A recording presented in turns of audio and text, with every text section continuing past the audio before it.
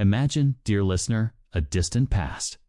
A world where time moved not by the ticking of a clock, but by the slow passage of seasons and the delicate rhythm of palace life. The setting is the heart of ancient China in the age of emperors and jade palaces, where the walls were carved with dragons and phoenixes, and the air was heavy with the scent of burning sandalwood. Outside, the imperial gardens bloom in a quiet splendor. Peonies, orchids, and lotuses swaying under the soft touch of the morning breeze. The faint trickle of water from a marble fountain mingles with the distant echo of a zither being plucked, somewhere deep within the women's quarters. It is here, in this secluded and almost dreamlike corner of the empire, that the women of the royal household live their days. But behind the silk screens and perfumed corridors, there lies a strict, unspoken truth. The body of a woman was not simply her own. It was a canvas, a reflection of her destiny, and a key to her position in the palace hierarchy. Body odor determines destiny. In the imperial court, appearance alone was not enough to secure favor. A beautiful face could draw an emperor's eye for a night, perhaps a week. But there was another quality, subtler and far more lasting, that determined whether a woman would ascend to power or fade into obscurity. Her scent may sound strange to us today, accustomed as we are to soaps, perfumes, and deodorants. But in a world without modern conveniences, natural fragrance played a far greater role in shaping a person's reputation. From the moment a young girl entered the palace, she was quietly observed, not just for her manners, her voice, or her figure, but for the aura she carried, a mixture of the oils she used, the herbs she bathed in, and yes, the very smell of her skin. The palace attendants, concubine overseers, and even the emperor's own senses were finely tuned to these details. To them, scent was not merely about pleasantness. It was believed to be a sign of inner balance. A woman with a naturally harmonious fragrance was thought to have good ki. Her life force aligned with health, beauty, and virtue. Such women were said to be blessed, destined for influence. Conversely, a woman whose scent was heavy, sour, or unpleasant was believed to carry imbalance. And in the deeply superstitious palace environment, this could mean bad fortune, illness, or simply the disfavor of the emperor. A day in the life. The morning ritual. Before dawn, the palace maids would bring bowls of warm water infused with osmanthus petals, fragrant ginger root, and sometimes rare aromatics brought from distant provinces. The water would be poured gently over the body, not in harsh scrubbing, but in soft cloth presses, so as not to disturb the skin's natural oils. Some women favored sandalwood paste mixed with powdered pearl, not only for its scent, but for the soft glow it left behind. Others preferred chrysanthemum infusions, believed to purify the skin and cool the body's energy. These choices were not just about personal preference, they were strategic. Often advised by older concubines or court beauticians who understood how scent could capture attention in the briefest encounters. The emperor's quiet judgment. In public ceremonies, the emperor was surrounded by 100 details: the rustle of robes, the shimmer of jewels, the recitation of court poetry, yet scent cut through them all. When a favored consort approached, her fragrance reached him before her voice did. And in private moments, when the silk curtains closed and the world outside faded, the closeness of bodies made scent an undeniable part of intimacy. It is said in palace gossip that one empress rose to power not because she was the most beautiful or the most eloquent, but because she carried a faint aroma of lotus and amber that lingered on the emperor's robes long after she left his side. He would summon her again and again, as if compelled by something deeper than thought. Why it mattered beyond romance, this was not merely about attraction. In a court filled with rivalries, alliances, and silent wars, every advantage counted. A favored scent could mean more time with the emperor, more opportunities to influence his decisions, and more gifts of land, silk, and servants. And the more influence a woman gained, the more secure her family's position became outside the palace walls. Thus, for the women of the royal household, personal fragrance was as much a weapon as beauty, wit, or political cunning. And so, as the sun rises over the high vermilion walls, the palace air fills with 1,000 mingling scents: jasmine drifting from the concubine's chambers, sweet pear from a lady-in-waiting's robe, and the faint spice of clove from a passing maidservant. In this delicate, invisible battlefield, every breath carries a story, and every woman hopes her own will be remembered. Royal bathhouses and secret chambers in the quiet folds of China's imperial history. Behind the red lacquered doors of the palace, there existed a world most commoners would never even imagine. The royal bathhouses of the Forbidden City were not simply rooms for washing. They were sanctuaries, secluded havens where water became a ritual, fragrance became a status symbol, and privacy was carefully guarded by layers of ceremony. Let us step quietly now, in our minds, past the outer courtyards, past the carved stone steps still glistening from last night's rain, and into a dim corridor where incense drifts lazily through the air. The sound of water is faint, a gentle trickle, the heartbeat of a hidden world. The sacred architecture of cleanliness. The bathhouses of the palace were masterpieces of imperial architecture. Contrary to the common notion that these were just tiled rooms with a pool, they were carefully designed chambers, often built with 3 to 5 connected rooms, each serving a specific purpose in the ritual of cleanliness. First, there was the preparation hall, lined with carved wooden screens to shield the royal figure from prying eyes. Here, attendants would kneel in silence, awaiting the empress, a favored concubine, or even a high-ranking princess. They carried baskets of silk towels, trays of aromatic herbs, and vessels filled with steaming water infused with petals. Beyond this hall lay the warming chamber, a softly lit room where the temperature was kept just right. Neither too warm nor too cool, to prepare the skin and body for bathing. The walls were often inlaid with polished wood and sometimes jade, reflecting a soft glow from oil lamps. The innermost chamber, the imperial bathing pool, was often circular or octagonal, a symbol of completeness and eternity. Water was drawn from specially dug wells within palace grounds, filtered through layers of fine sand and charcoal, and heated in copper cauldrons before being carried, bucket by bucket, to fill the pool. This was no ordinary water. It was considered auspicious, touched only by trusted servants who had been in royal service for years. Water as a political tool in the imperial court. Even bathing was political. The water temperature, the herbs added, the type of vessel used. Each detail was a sign of favor or disfavor. If a concubine received water infused with rare lotus petals imported from distant southern provinces, it was a sign of the emperor's special attention. If her bath was prepared with only basic chrysanthemum flowers, it suggested she had not been in favor lately. Court officials responsible for the inner chambers would record these details quietly, passing them along to political factions within the palace. A subtle change in bathing arrangements could ripple through court gossip like a pebble dropped into a still pond. Secret chambers within the bathhouses. Not every chamber was used solely for bathing. Some bathhouses contained hidden alcoves, secret rooms behind sliding panels, where imperial ladies could retreat, dry themselves, and be dressed in privacy.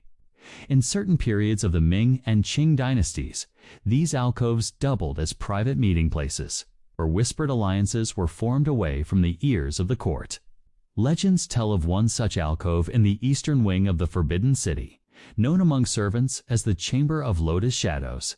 Here, an empress once met her most trusted maid late at night, planning strategies to secure her son's claim to the throne. Every meeting was masked by the sound of running water, which drowned out their words from eavesdroppers. The ritual of scent hygiene in the imperial court was as much about fragrance as it was about cleanliness. After bathing, royal women were never simply toweled dry. Instead, they were patted, never rubbed, with silk cloths dipped in aromatic infusions. One favored blend during the Tang dynasty combined powdered sandalwood, crushed clove, and orange blossom water. The fragrance clung to the skin for hours, leaving a delicate trail of scent as the lady walked through palace halls. This lingering aroma became part of her identity. Other courtiers could often tell who had just passed by from the scent alone, and yet scent was also a subtle form of competition. Imperial women sometimes commissioned their own unique perfumes, blends kept secret even from other members of the court. Recipes for these scents were written in coded language, locked in small lacquered chests and entrusted only to the most loyal servants.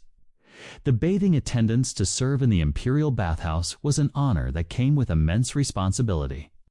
These attendants, always female and often chosen from families with a history of palace service, underwent years of training. They were taught how to test water temperature with the back of the hand, how to fold silk towels without creases, and how to move silently so as not to disturb the royal lady's peace. They learned to anticipate needs without words. If the empress shifted slightly in the water, they would know she wanted the petals stirred or the steam refreshed. The attendants were also the silent keepers of secrets. In the bathhouse, words were sometimes spoken more freely than in courtrooms, and many attendants became trusted confidants. Of course, this trust was fragile. One overheard word in the wrong ear could destroy lives. The influence of the season's bathing rituals were not the same year-round. In the sweltering heat of summer, the palace used cooling infusions of mint, cucumber, and plum blossom. In the biting cold of winter, water was warmed until steam swirled through the air like morning mist, and herbs such as ginger and cinnamon were added to stimulate the blood. Seasonal fruits sometimes found their way into the bathing process. Slices of fresh peach in summer baths, crushed dried orange peel in winter, each believed to have both cosmetic and medicinal effects on the skin.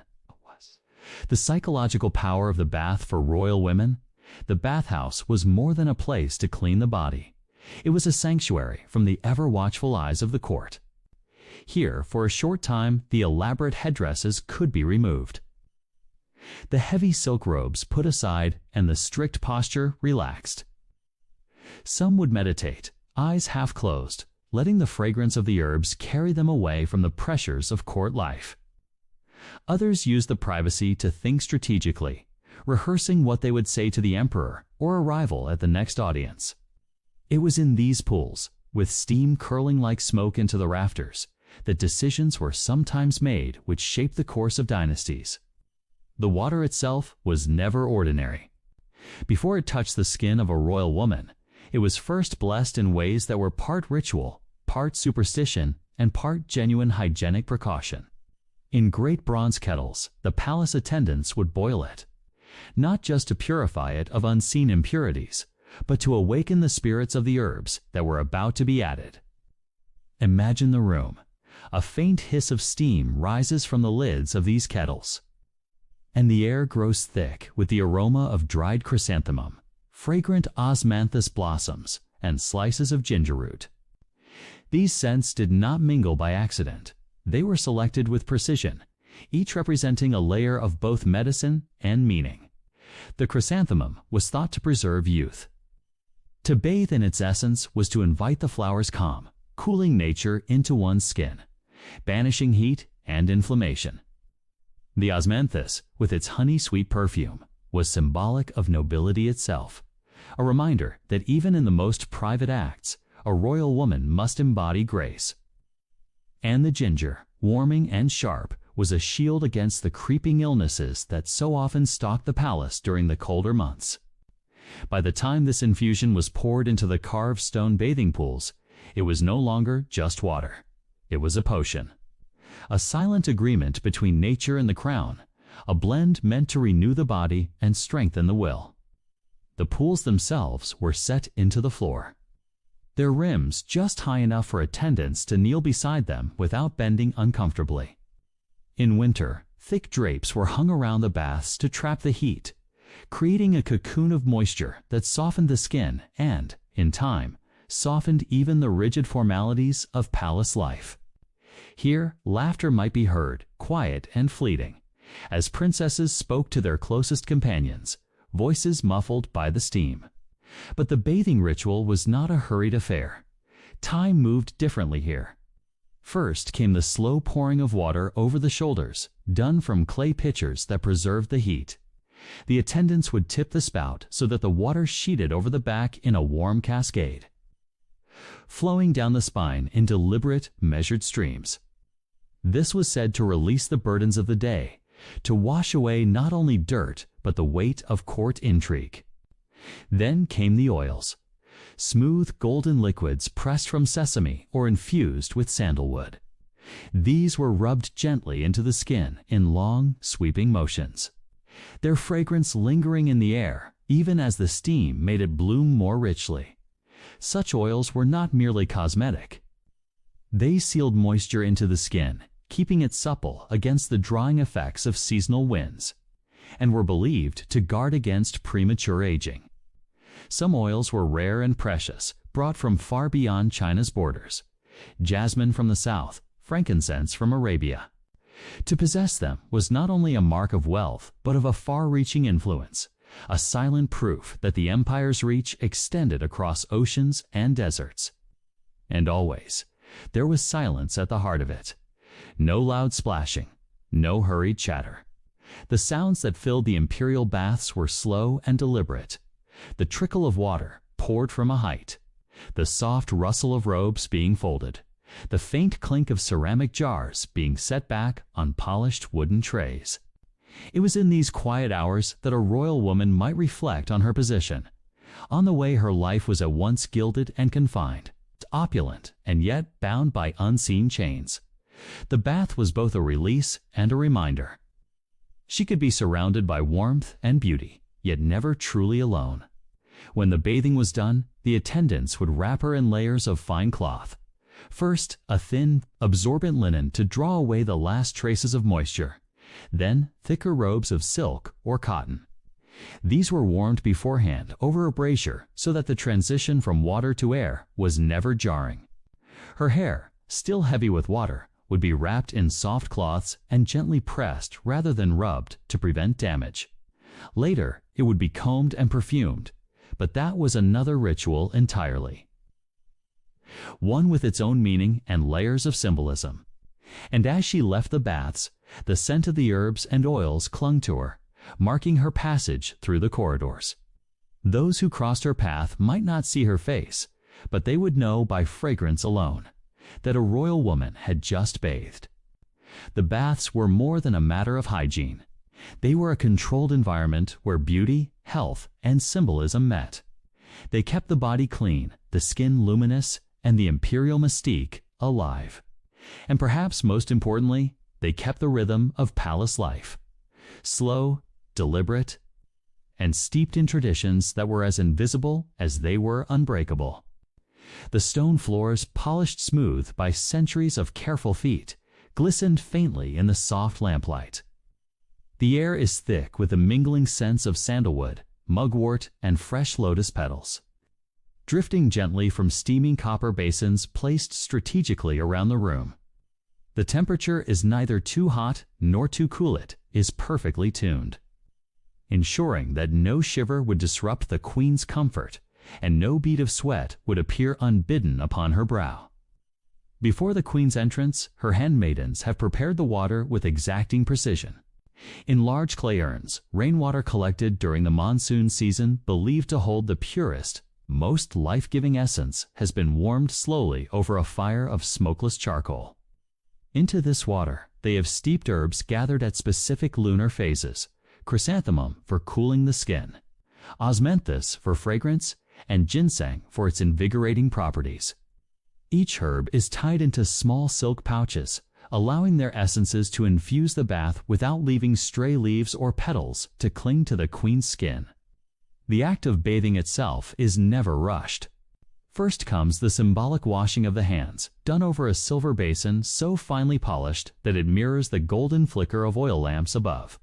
The handmaidens dip delicate cloths in warm herbal water, wring them out until they are only damp, and then press them gently to the queen's palms, allowing the heat to sink into her joints.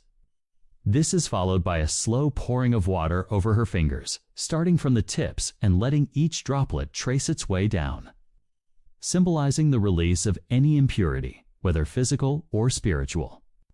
Then the queen steps into the bath. Not alone, never alone, for in the world of the palace, even solitude is curated and supervised. One attendant supports her arm, while another kneels beside the bath, fanning the water's surface to keep it in gentle motion. This constant movement is not merely for comfort. It is believed that still water could allow stagnation, which in ancient health philosophy could invite illness. Her skin is cleansed, not with coarse cloths, but with balls of the finest silk, woven so tightly that they glide like cool river stones across the skin. These silk balls are dipped in a mixture of rice water rich in natural starches that brighten the complexion and a few drops of camellia oil. Prized for its ability to keep the skin supple. The motions are circular, unhurried, moving from the shoulders down the arms. From the nape of the neck down the spine, each stroke accompanied by soft, almost whispered conversation. Here, the conversation is never idle gossip. Instead, attendants might recite poetry, recount moral parables, or describe the weather in distant provinces, all in a tone as low and steady as the rhythm of the bath itself. The purpose is not only to entertain the queen, but to maintain an atmosphere free from agitation. Harsh words or sharp tones have no place here, for they might disturb the mind's harmony, and in turn, the body's health. Once the cleansing is complete, the rinsing begins. Water is poured from intricately carved ewers, each with a spout shaped like a mythical beast dragon's for strength, phoenixes for renewal. The water cascades over the queen's hair and shoulders in warm, soothing sheets. Attendants catch the runoff in wide porcelain bowls, ensuring no drop touches the unwashed floor before it is carried away. In the strict rules of palace hygiene, water that has touched the royal body is considered sacred and cannot be discarded carelessly. Often, it is poured into the palace gardens, where it is believed to bless the plants with vitality. But bathing is not yet complete without the final perfumed rinse. This involves a smaller basin of water infused with distilled flower essences, peony for grace, jasmine for allure, and a rare orchid whose blossoms are collected only once a year at dawn. As the perfumed water runs through her hair, the fragrance rises into the steam-filled air, mingling with the scent of burning incense until the entire bathhouse feels like a garden blooming in spring. Only after the queen is lifted gently from the bath and wrapped in freshly laundered robes of soft, absorbent cotton does the ritual conclude. These robes have been warmed beside a brazier, so the queen's body never experiences a chill. Her hair, still damp, is immediately tended to with wide-toothed combs made from smooth ivory, and a light application of scented oils ensures that no dryness sets in. For the women of the royal court, this bathing ceremony was more than an act of cleanliness. It was a meditation, a spiritual cleansing, and a reaffirmation of their elevated place in the cosmic order. Every droplet of water, every herb, every motion carried meaning. In the careful repetition of these rituals, there was both comfort and control. Comfort in the familiarity, and control in the knowledge that the queen's body, mind, and aura were maintained at the highest possible standard. And so, as the warm water drained away and the soft rustle of drying cloths filled the chamber, the queen emerged. Not merely cleansed, but renewed, ready to face the intricate dance of politics, ceremony, and power that awaited her beyond the bathhouse doors. In the heart of the Forbidden City, beneath sweeping eaves painted in imperial red and gold, there were rooms most courtiers would never see. Rooms where the scent of cedarwood chests and faint traces of sandalwood, incense, lingered in the still air. Here, behind doors guarded by silence, lay the royal wardrobe. To outsiders, clothing was just a garment, something to cover the body, to mark one's station. But in the world of ancient Chinese royal women, clothing was language. It was poetry woven in silk. It was a diary without words. It told the court without speaking, whether a woman was in favor or out of grace, whether she was in mourning or in celebration, whether she was to be approached or left in solitude. Every fold, every thread, every shimmer of fabric carried meaning. Colors were chosen not merely for beauty, but for what they said. A deep crimson was not just a shade. It was the color of joy, of union, of the earth's warmth. A pale, moon-white silk could whisper of purity, mourning, or even a subtle act of defiance, depending on who wore it and when. Gold threads embroidered with dragons were reserved for the emperor himself, but a clever empress might weave them in ways only she could wear, perhaps hidden in the lining of a sleeve or embroidered as a small, discreet motif at the hem. The silks themselves were unlike anything a commoner would ever touch. They were impossibly soft, spun from the finest threads reeled from cocoons nurtured in guarded mulberry groves. In the candlelight, they did not simply reflect light. They held it, bending it into a soft glow that seemed almost alive. These fabrics were so light they seemed to float when lifted, and yet they were strong enough to survive decades, even centuries, if kept in the dark, cool vaults of the palace. A royal woman's dressing began long before dawn. Attendants moved like shadows in the corridors, carrying garments folded with the precision of calligraphy strokes. The empress or favored concubine would rise to the faint sound of silk rustling as chambermaids prepared layer after layer. For the uninitiated, these layers might seem cumbersome, but each had a purpose: the innermost for comfort, the next for structure, the outermost for display. In winter, these layers trapped warmth. In summer, they allowed for movement and airflow. Some garments were scented, subtly infused with sachets of jasmine, cassia, or crushed osmanthus blossoms tucked into seams. This was not only for pleasure, but for strategy. A subtle fragrance left in the air when passing by the emperor could be more persuasive than words. The colors and patterns were dictated by an intricate code. The emperor's birthday. Bright vermilion or imperial yellow might be required. A memorial service for an elder. White, pale blue, or muted gray would dominate the attire. The arrival of spring. Pastels like peach blossom pink and tender willow green would emerge from the cedar wood chests. And then there were forbidden colors. Hues a concubine dared not wear unless she sought punishment for arrogance. Embroidered motifs told stories. A robe covered in peonies spoke of wealth and honor. Lotus flowers whispered of purity and resilience. Mandarin ducks, always in pairs, promised loyalty and marital harmony. Even the number of petals on a flower, the placement of a crane, or the direction a phoenix faced, all of it had meaning, read like a secret text by those versed in court etiquette. In the depths of winter, fur-lined cloaks arrived from the empire's northern reaches. Soft white fox, luxurious sable, or the fine underfur of mountain goats from the far west. But in summer, gauzy robes of sheer silk became the attire of choice, so light they seemed to dissolve in sunlight. Such robes required perfect posture, for they revealed far more of the silhouette than the heavier seasonal layers, and a misstep could expose more than a lady intended. Then there was the matter of dressing for the emperor's attention. This was not simply about beauty, it was about influence. A single night's audience could shift alliances, secure family fortunes, or plant the seeds of a political maneuver. Thus, a royal woman might spend days planning her ensemble, choosing a color that reminded the emperor of a pleasant past moment, wearing a perfume he favored, or selecting embroidery of a place he longed to visit. To the untrained eye, a walk through the palace gardens might seem like a casual display of luxury. But every ribbon, every tassel, every shimmering fold was calculated. It was chess played in silk and thread. And when the day's duties were over, these garments were not simply tossed aside. They were carefully aired to release any lingering body heat or moisture, then folded precisely along the same lines they had been stored in before. Certain pieces were wrapped in layers of soft paper to preserve their colors, while others were hung in cedar-scented cabinets where moths and dust could not reach. In this way, the wardrobe was more than a collection of clothing.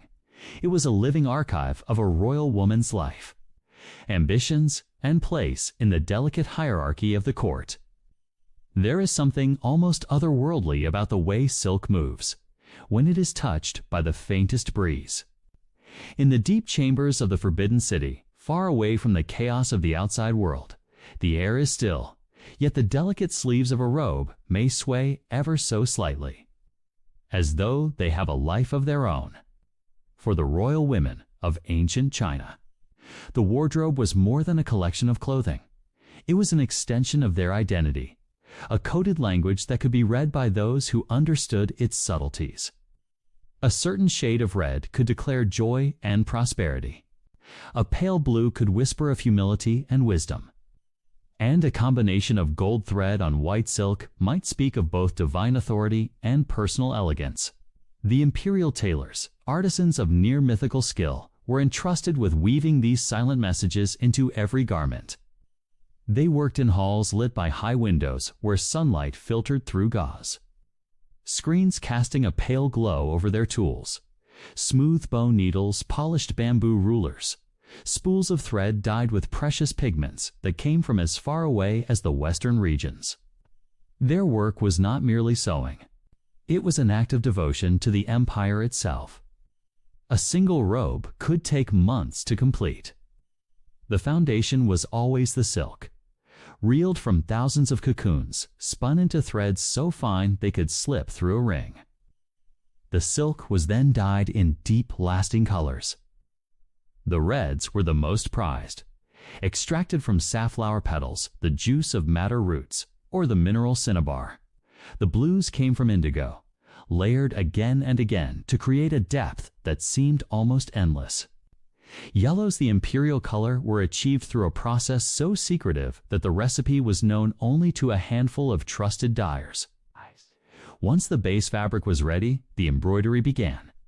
The palace embroiderers were mostly women, many brought in from regions famous for their needlework: Suzhou, Hangzhou, Nanjing.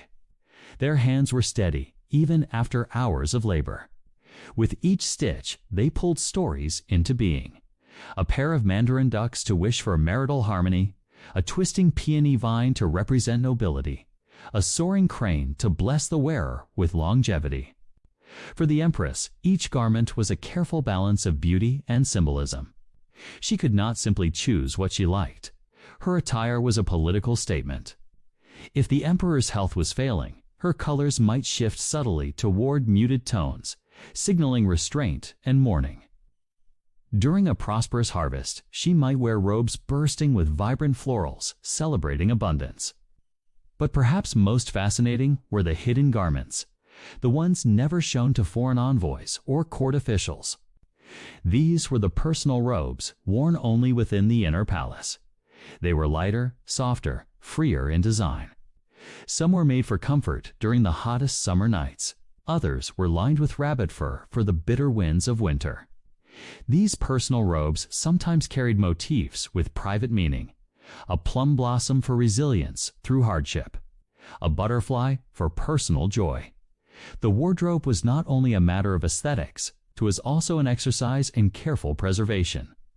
Deep in the palace, storerooms were dedicated to housing garments.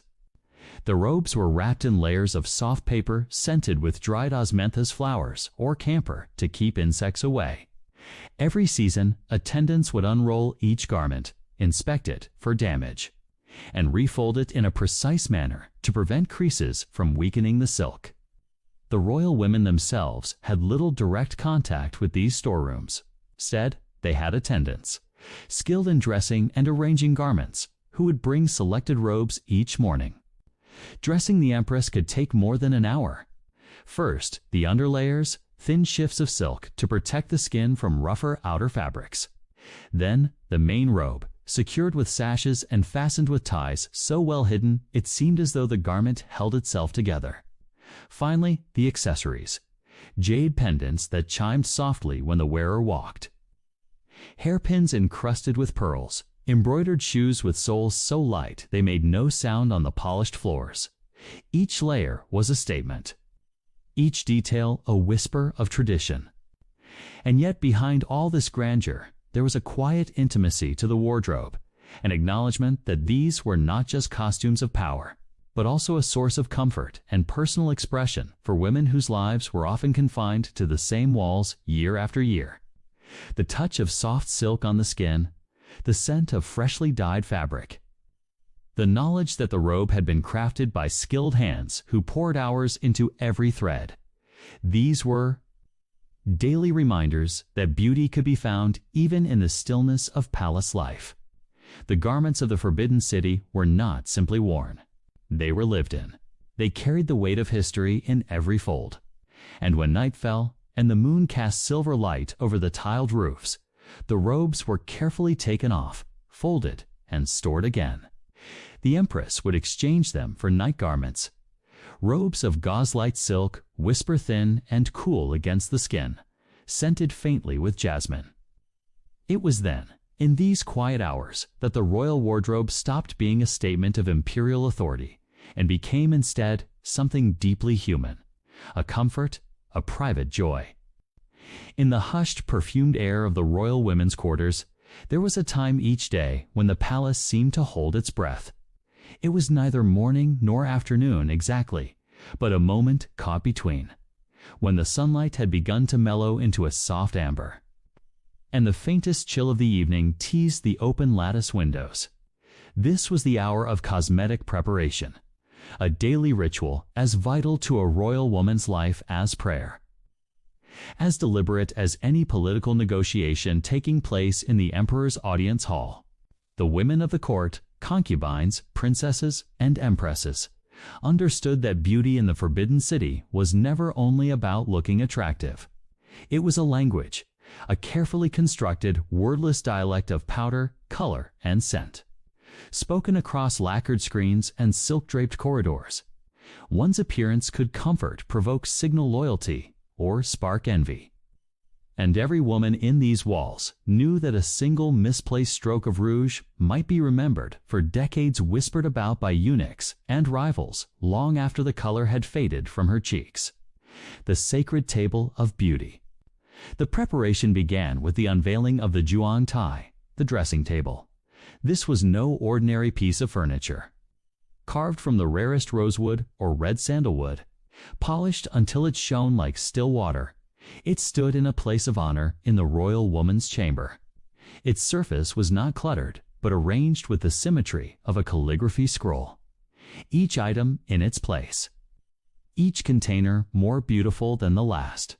Round porcelain boxes, painted with cranes or peonies, held fine rice powder ground so smooth it seemed to float rather than settle. Jade jars contained the deep vermilion paste for lips and cheeks. Small glass bottles imported at great cost from beyond China's borders carried fragrant oils and tinctures, their contents glimmering like captured sunlight. On one side, a narrow tray displayed brushes, some made from the delicate hair of newborn rabbits, others from the fine bristles of mountain goats. These were not for painting scrolls, but for painting the self, for coaxing beauty from the face as one might coax a melody from an instrument. The ritual of the face powder. The process began with face powder, for in the courtly ideals of the time, pale skin was a symbol of refinement, of a life untouched by harsh labor under the sun. The powder was almost impossibly light, a mixture of finely milled rice, ground pearls, and sometimes powdered jade. It was stored in silk pouches inside the porcelain boxes, and when the pouch was opened, the air would shimmer with the faintest cloud of white, like a breath of winter snow. A lady-in-waiting would kneel beside the seated royal woman, dipping a soft brush into the powder and then tapping it gently so as not to waste even a speck.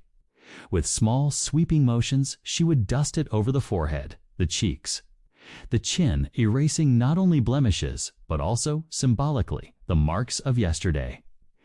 Every morning, the woman's face became a clean canvas, ready to be rewritten according to the politics and moods of the day. For some women, the powder was lightly perfumed with crushed jasmine petals or osmanthus blossoms. This meant that when they leaned forward to speak, their beauty was not only seen, but also faintly breathed in, an invisible part of their presence. The dance of the rouge. If powder was the bass note of beauty, rouge was the melody.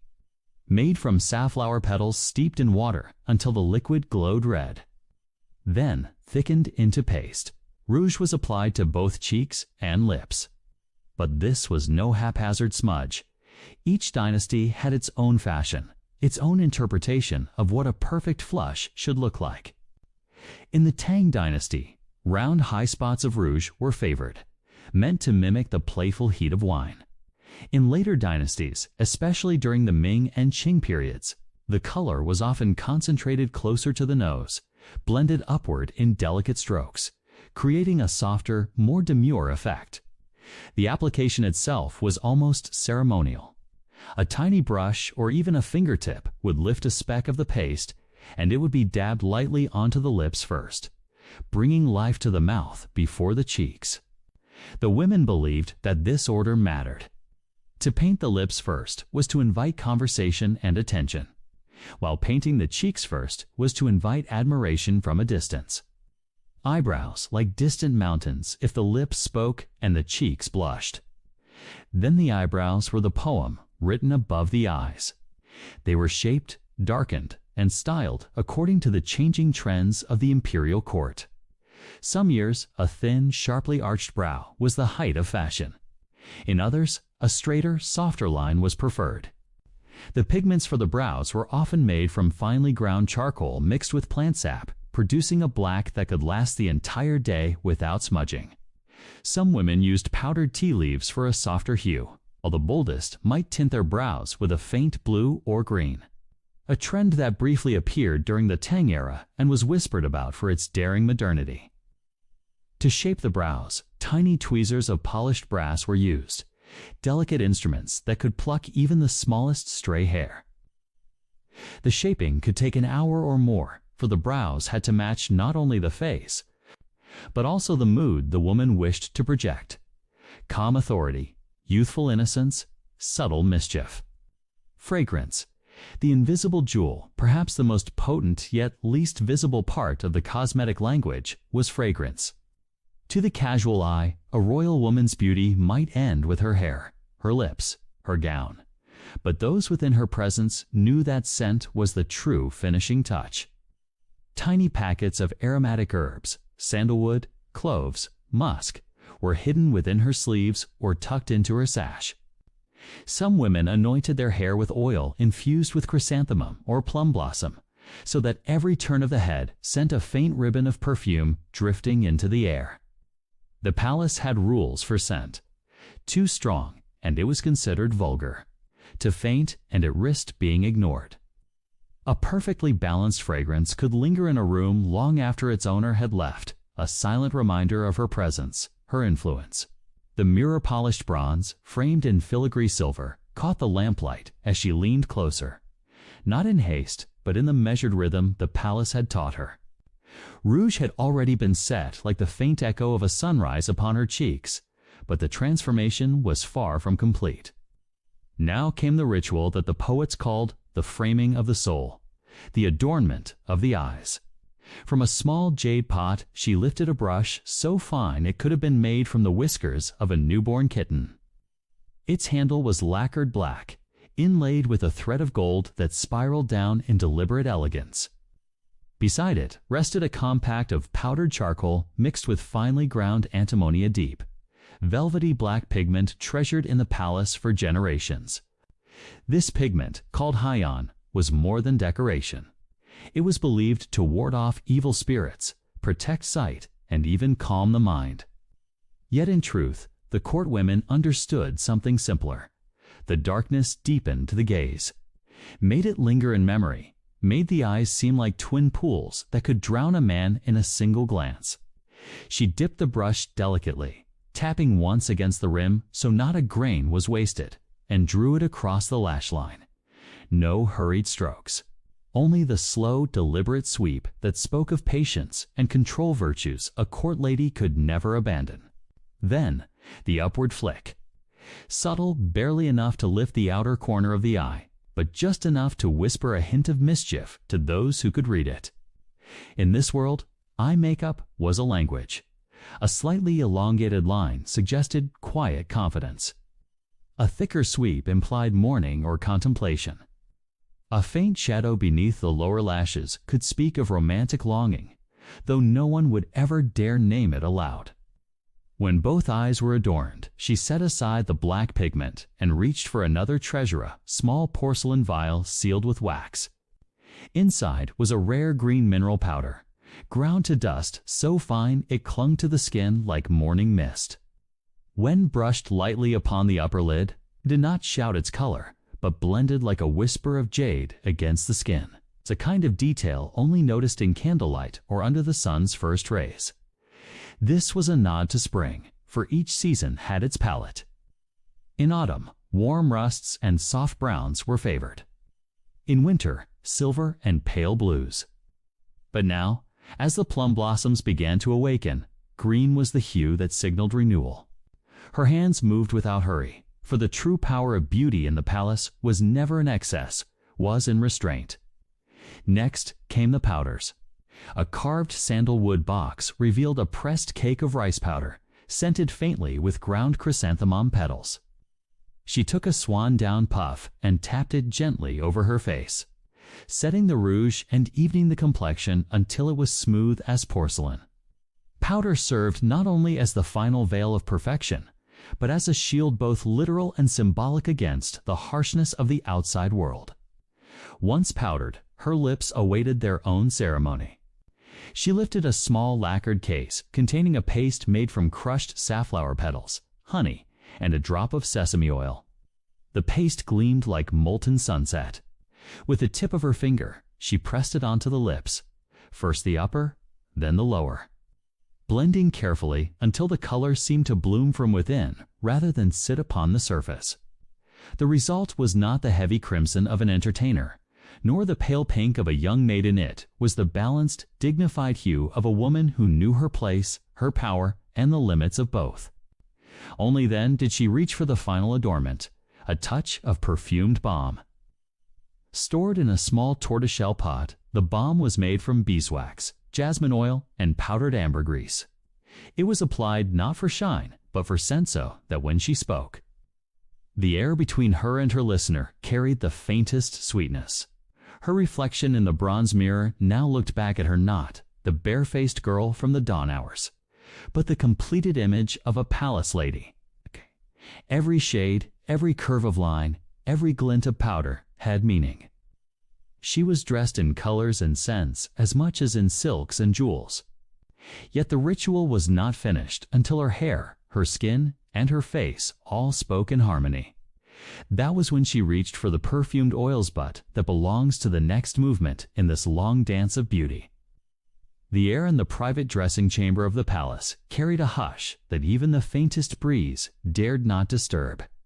It was here in a space lit not by the blinding glare of the sun, but by the softened glow of polished bronze mirrors and oil lamps, that the final layer of a woman's identity was crafted, not with silk, not with pigment, but with light itself. For jewelry, more than anything else, was light captured, shaped, and worn. The wooden chests that housed the Empress's treasures were not simply storage. They were coffers of meaning. Each was lacquered to perfection, painted with scenes of cranes soaring over pine trees, or dragons coiled among clouds. Emblems not merely of beauty, but of fortune, protection, and imperial blessing. Inside, nestled in compartments lined with red silk, lay the ornaments that could speak volumes without uttering a sound. Gold in the palace was never mere decoration. It was a language of supremacy. The gold hairpins bayao, named for the way they swayed and trembled with each movement, were long. Slender rods tipped with delicate filigree flowers or phoenixes in mid-flight. A single phoenix on such a pin might whisper of a woman's rank as a favored consort. Two phoenixes, wings outstretched, could signify she was close to the Empress herself. Gold, when worn openly, declared confidence. But it could also be hidden beneath the hair, a secret promise or silent protest, its meaning known only to the one who placed it there. Jade was a different matter entirely. To the ancient Chinese, jade was not simply a stone. It was virtue made solid. Cool to the touch, yet seemingly warm with life, Jade was believed to hold the essence of purity and moral perfection. A pale green bangle slipping softly against the wrist could suggest not only elegance, but also a reminder to oneself to act with restraint and grace. The empress might gift such a bangle to a concubine as a mark of favor, or as a silent warning, depending on the tone of the moment. Pearls came from faraway seas, and their very journey gave them power. They were rare enough that even within the palace walls, only the highest ranks could wear them in abundance. When a woman appeared at a banquet with a single strand of luminous pearls cascading down her robe, she was not merely adorned. She was announcing her access to the empire's most distant and carefully guarded treasures. Some wore them to catch the candlelight in the eyes of an emperor. Others wore them to remind their rivals of just how far their influence reached. Silver, too, had its place, though it was not as ostentatious as gold. It carried a cooler gleam, a hint of moonlight rather than the blazing sun. Silver ornaments might be worn during certain festivals tied to the lunar calendar, or to signal humility and piety. In the intimate corridors of the palace, silver could also be a choice of deliberate understatement, a way to say, "I have power, but I do not need to display it too loudly." Yet, every piece of jewelry, from the smallest carved bead to the grandest crown, was more than an accessory. It was a message. It might speak to an ally across a crowded hall, or whisper a challenge to a rival standing only a few steps away. It might plead for the emperor's attention or signal silent mourning for a fallen friend. The language of jewels was subtle, but in the palace, subtlety was survival. And so, the royal woman's dressing was never truly complete until she stood before the mirror. The weight of her jewels upon her skin, each piece chosen not only for its beauty, but for the story it would tell when she stepped into the light. In that moment, she was not just a figure in silk and powder. She was a moving constellation. Every glint a word, every shimmer a sentence in a language as old as the empire itself. The gold hairpin was not just an ornament. 'Twas a statement, a declaration of the wearer's standing, whispered into the eyes of those who understood the palace's unspoken code. Its weight was a promise of lineage, its design a quiet echo of imperial favor. To the untrained eye, it was beautiful. To the trained courtier, it was a message. A lady of the 5th rank might be permitted gold filigree, but never the full-bodied, solid gold shaft reserved for the empress and her closest kin. And so, the moment a woman walked into the great reception hall, the eyes of the palace would glide upward, not to her face, not to her robe, but to the gleam in her hair. Was it gold? Was it inlaid with pearls? Was the design a lotus, a phoenix, or heaven forbid a dragon? For each bore meaning. The lotus hinted at purity and harmony. The phoenix spoke of virtue and power. The dragon, well, the dragon was imperial, untouchable, and to wear it without sanction was to court ruin. The placement of the hairpin was its own language, centered perfectly in the bun, a statement of stability and confidence. Tilted slightly to the right, a whisper of mourning or subtle humility. To the left, a boldness, a leaning toward ambition, or a hint at defiance. These were codes as ancient as the palace walls, and every woman learned them not from books, but from the careful, silent observation of her elders.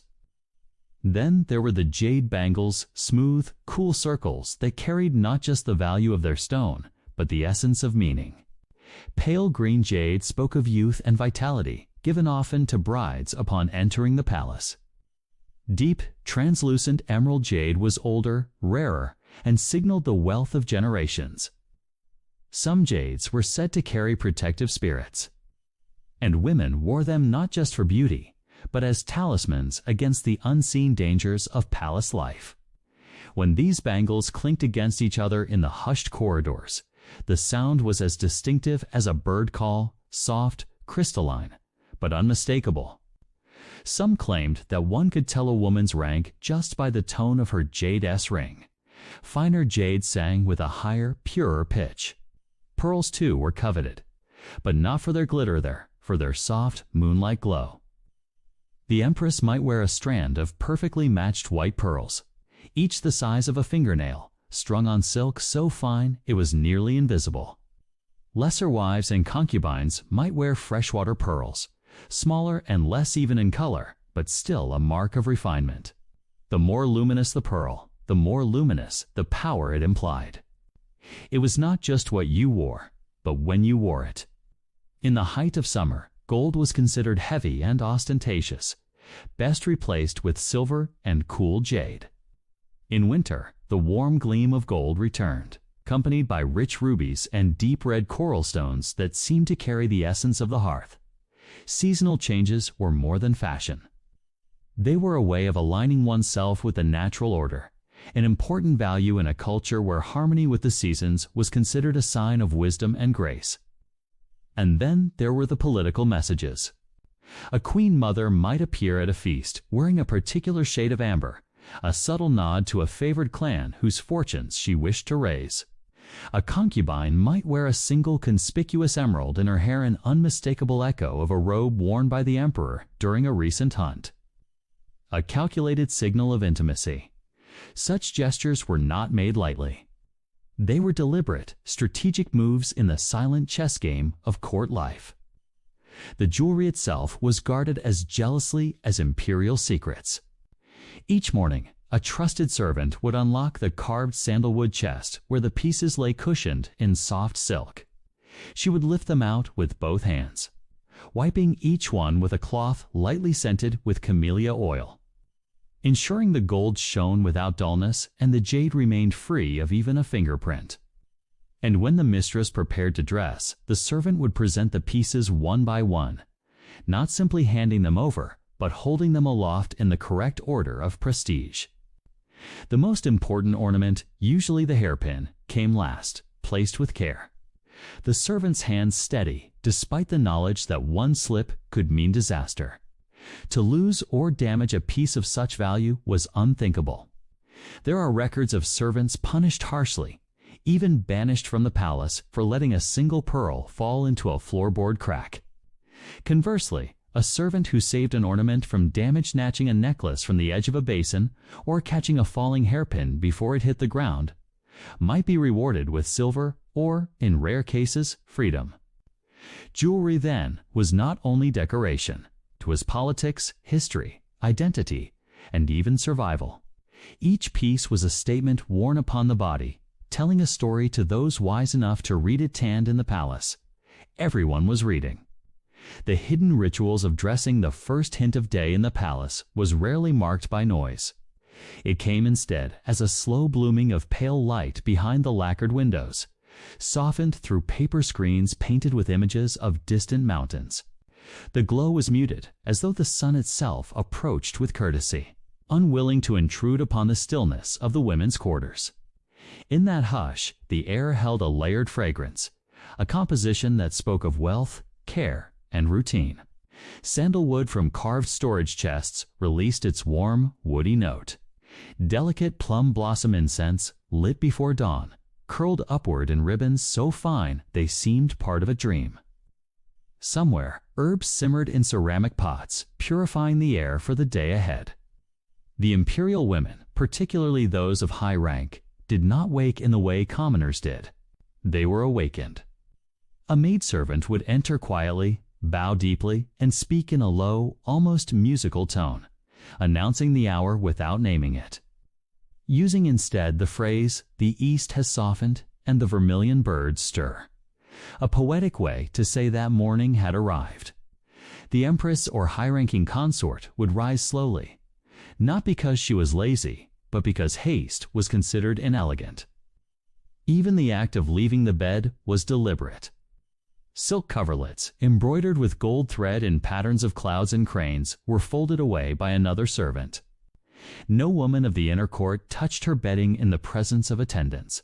That would blur the lines of status. The first step in the dressing ritual was cleansing, not just the body, but the spirit. A silver basin of warm water, infused with dried chrysanthemum petals, was brought in. The petals floated lazily, their scent faint but fresh. The woman would dip her hands in, fingers moving slowly as if performing a sacred gesture. Her face would be dabbed with a silk cloth soaked in the fragrant water, patting rather than wiping, for rubbing was considered too coarse. Next came the preparation of the skin.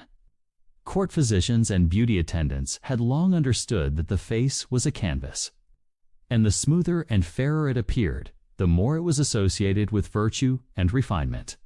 An attendant would apply a layer of rice powder paste, smoothed in gentle circles, not to whiten excessively, but to create a subtle luminescence. Then a fine dusting of crushed pearl powder was brushed across the cheeks, an extravagance reserved for the highest-ranking women, for real pearls were costly to sacrifice for vanity. Only after the face was prepared did the dressing truly begin. Clothing in the palace was never merely put on. It was built layer by layer, like the construction of a shrine. The first layer was the zhangyi, a simple, soft underrobe of fine cotton or silk. Plain in design, but tailored perfectly to the wearer's body. It was never seen by outsiders, yet it mattered deeply, for it shaped the silhouette of everything above it. Attendants would slide it over the arms and tie it with a narrow sash, making sure no fold twisted or sagged. Over this came the second layer, often a robe of pale silk, smooth as flowing water, its texture visible only when light struck it at an angle. This layer was practical. It absorbed oils and perfumes, so that the outer garments would remain pristine. But even here, beauty mattered. Tiny hidden embroideries were stitched inside the cuffs and seams, secret symbols of luck, longevity, or personal devotion to a deity. The outer garment was where status spoke the loudest. For an empress, this might be a robe of deep imperial yellow, the color forbidden to all others. For a high-ranking consort, it could be rich crimson or sapphire blue, with borders woven in gold thread depicting dragons, phoenixes, or waves crashing against sacred mountains. The robe was heavy, not only from the fabric, but from the meaning it carried. Each stitch, each thread, an echo of dynastic power. Then came the belt, often overlooked by commoners, but a central element of palace attire. In the imperial court, a belt could be made of silk woven so tightly it felt like leather, or from strips of carved jade linked together by gold chains. The weight of such a belt reminded the wearer of her position. It pressed upon her waist as if to say, "Your duties are heavy. Carry them with grace." The first sound of the morning, after the soft rustle of the bamboo blinds being lifted, was the faintest murmur of silk sliding against silk. It came from the sleeves of the attendants as they moved with the caution of people who understood that every sound could either soothe or disturb. The Empress's first waking moments. They did not speak to each other in full sentences at this hour. Instead, they communicated in the briefest of gestures. A nod toward a tray, a glance toward the water basin, the slight press of lips that meant not yet. These small silent cues were as much a part of the palace language as the spoken word. A carved ebony stand was already in place near the dressing mat, its surface polished to a dark mirror. Upon it rested a lacquered box filled with combs, each one carved from materials that seemed to carry their own stories. Jade, ivory, boxwood, and even one made from polished horn. Each comb served a different purpose, some to smooth, others to separate, and still others for the final arrangement. The hair ritual always began before any garment touched the Empress's skin. Her hair was not just an adornment, 'twas a sign of dignity, an emblem of virtue, and a silent proclamation of her status. An attendant, chosen for her steady hands, approached with the first comb, a plain one carved from pale wood. She dipped it lightly into a small porcelain bowl of warm water infused with camellia oil. The scent rose like a ghost, subtle yet persistent. Every stroke of the comb was deliberate, drawn slowly from crown to tip, never rushed. This was not simply grooming. It was the ceremonial preparation of the mind. The slow, rhythmic pulling of the comb through the hair was said to untangle the thoughts as much as the strands, aligning the Empress's spirit for the duties of the day. Only when the hair was perfectly smooth would the robe attendants approach. Once the hair was perfectly arranged, smoothed and scented with camellia oil, the attendants began the slow and almost soundless work of dressing the empress. They did not begin with the outer robe. That would have been unthinkable. Instead, they started with the innermost layer, a thin garment of the finest white silk, light enough to fold into the palm of a hand. This was the garment that touched the skin, and because of that, it was laundered more often than any other. It carried no embroidery, no visible decoration. Its beauty lay in the absolute smoothness of the weave, so even the most sensitive skin would feel nothing but cool softness. Two attendants unfolded it slowly, letting it billow like a breath before lowering it toward her shoulders. The cloth seemed almost alive, as if it floated for a moment before settling. The sleeves were drawn over her arms with careful precision, and the ties at the waist were fastened in a single, continuous motion. No fumbling, no hesitation. The sound of the silk knot tightening was so quiet it could only be heard by those standing within arm's reach.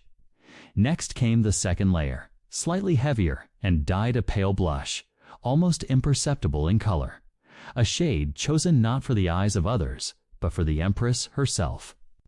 This layer was said to preserve warmth, but also to set the tone for the mood of the day. A pale color would encourage calmness. A brighter one might prepare the mind for ceremony.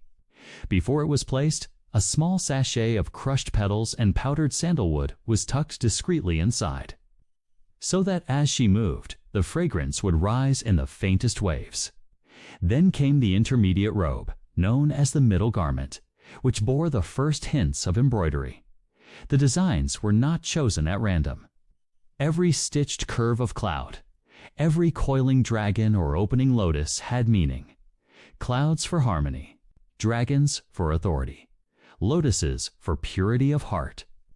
The embroidery was not raised or coarse. It lay flat against the silk, so smooth it could barely be felt when touched. This robe required more attendance to adjust properly.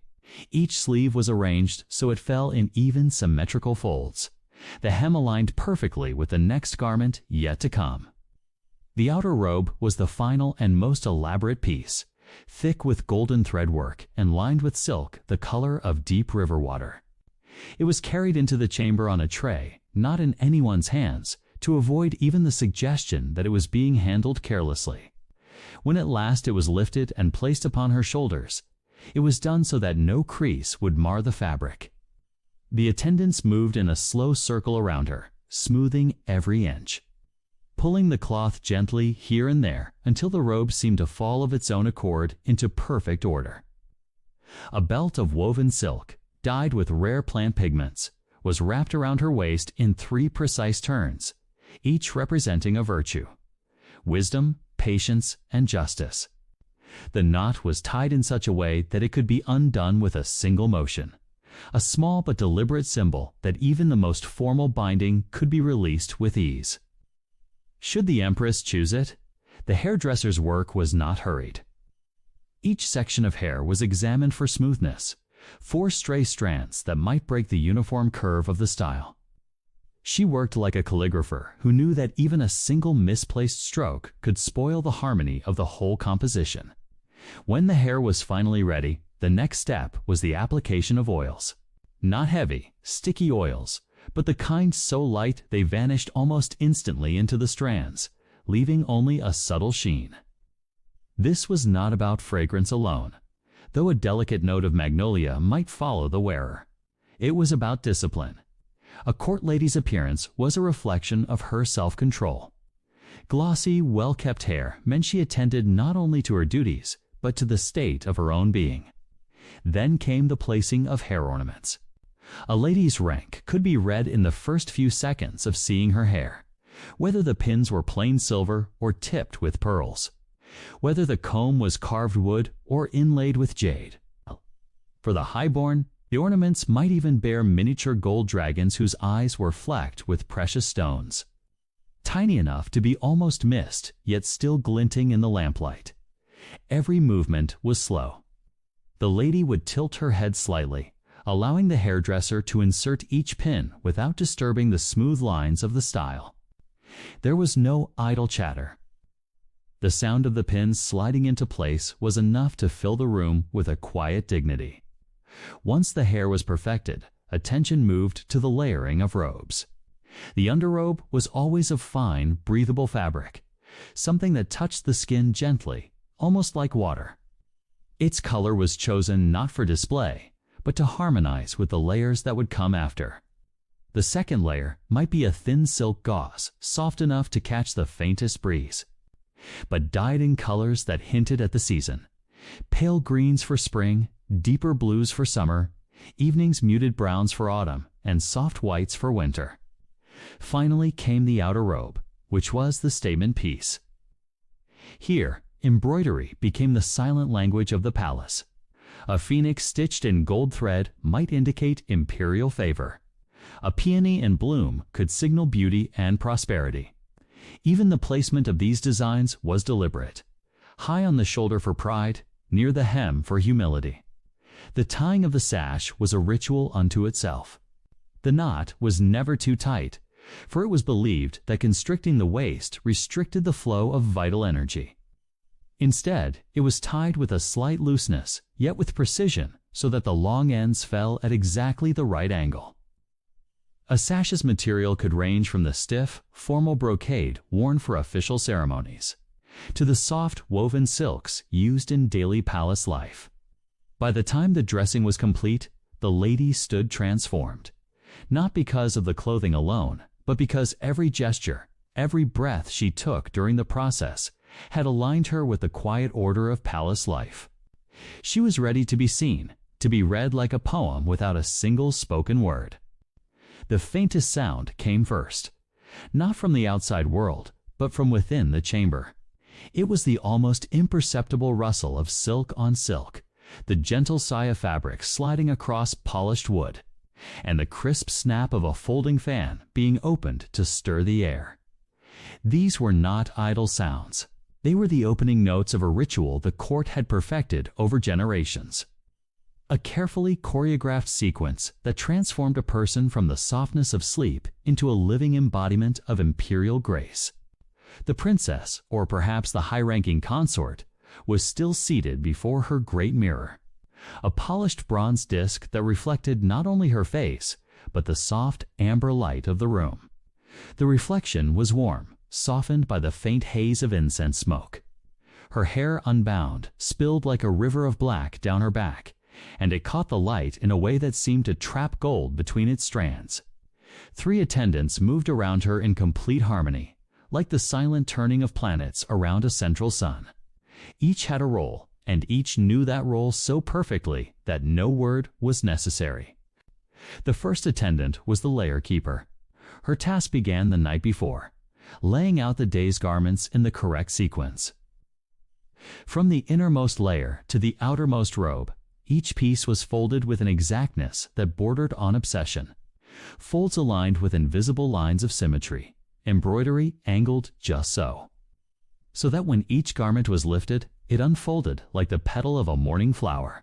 This morning, the innermost layer was a fine linen underrobe, pale as moonlight, so light it seemed it might float away if the attendants exhaled too quickly. It had been pressed with a warm stone earlier so that it held no crease, no wrinkle, no sign of human handling. The second attendant was the jewel bearer. Her duty was to select the accessories, not only for beauty, but for subtle messages. A certain type of hairpin might indicate joy, another restraint, another a veiled warning to the court. Today, she had chosen silver pins in the shape of magnolia buds, not yet in bloom. It was a reminder that the lady wearing them was in a period of patient waiting, perhaps for a political moment, perhaps for a lover's return, and that she would not be rushed into full blossom. The third attendant was the fragrance keeper. This was perhaps the most delicate role, for she was entrusted with scents, an invisible yet powerful language. This morning she had chosen a layered perfume, a base of warm amber to cling to the skin, a veil of osmanthus to drift gently into the air, and just the faintest trace of camphor to clear the mind.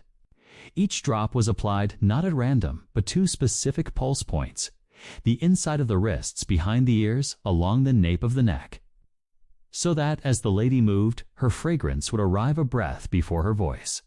The dressing began in silence. The first attendant stepped forward with the linen underrobe, lifting it high so that its hem never touched the floor. The lady rose, arms gently extended, and the garment was slid onto her frame in one smooth motion. There was no tugging, no clumsy adjustment. The robe simply settled over her like mist onto a still pond. The attendants worked in layers.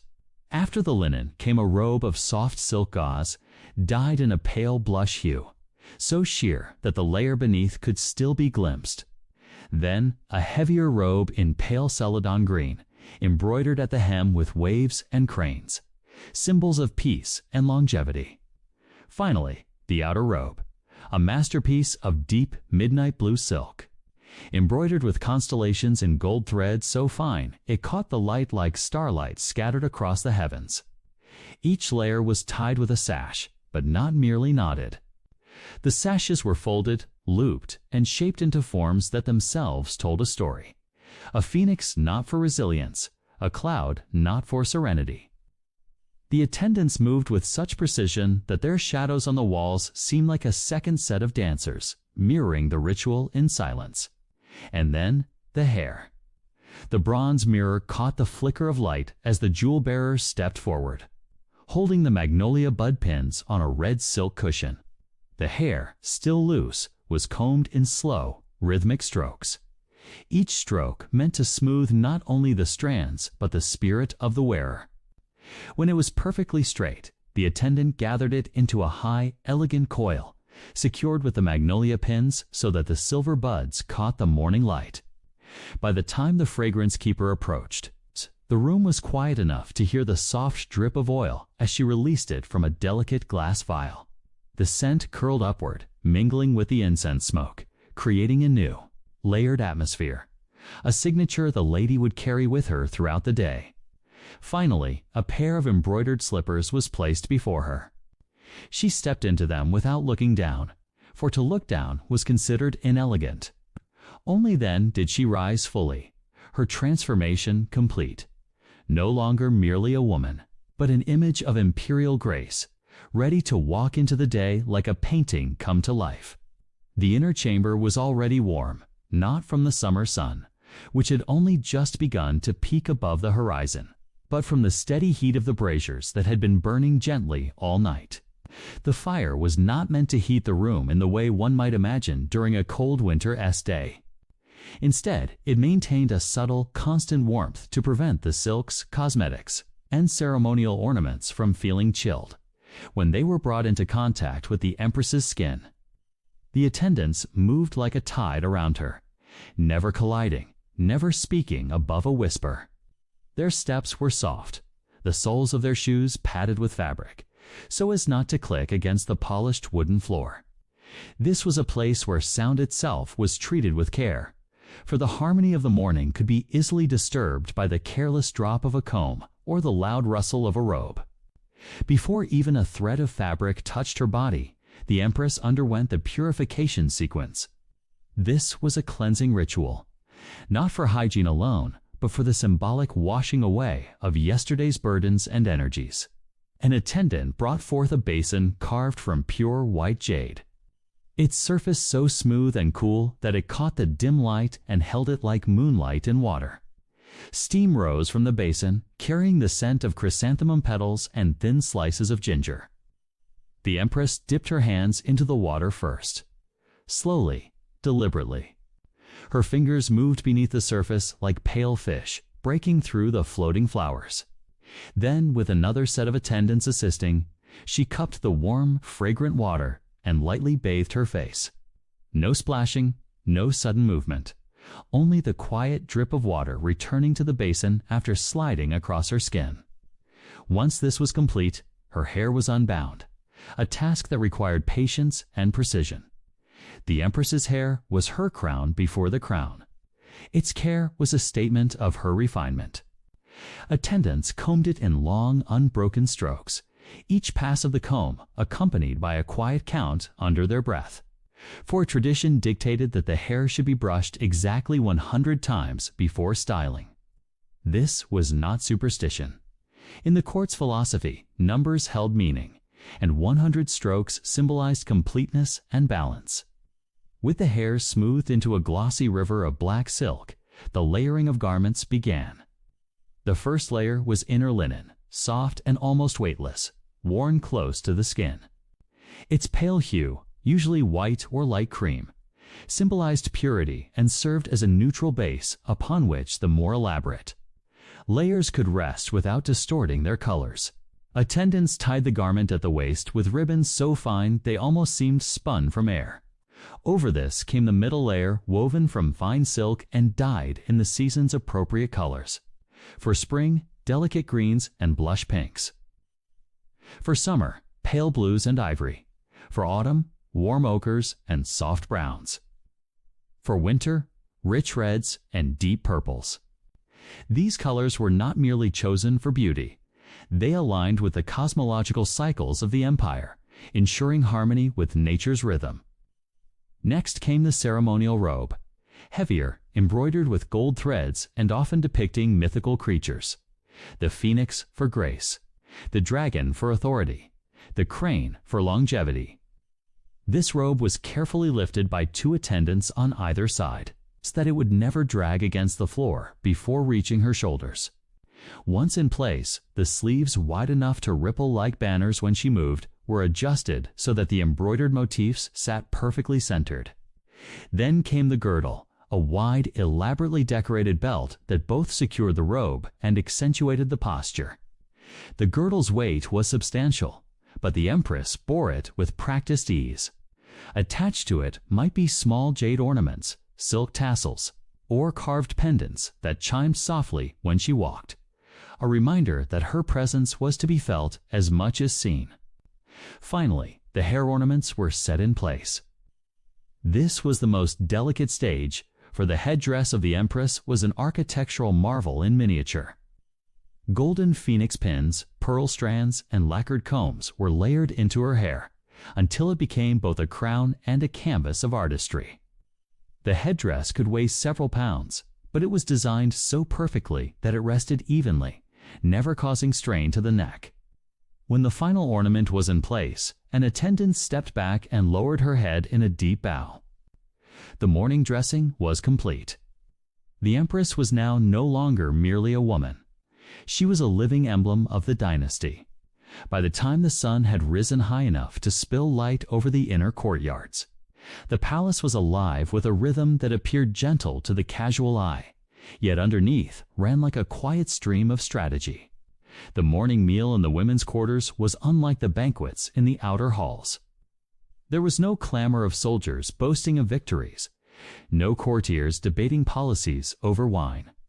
Here, everything was soft, measured, and deliberate. Yet it was here that some of the most important threads of influence were spun. The food itself was a work of art before it was ever nourishment. Lacquered trays arrived in pairs, each carried by a maid who had been trained in the art of walking silently, her steps barely audible on the polished wooden floors. On these trays rested porcelain dishes so thin they almost seemed carved from light itself.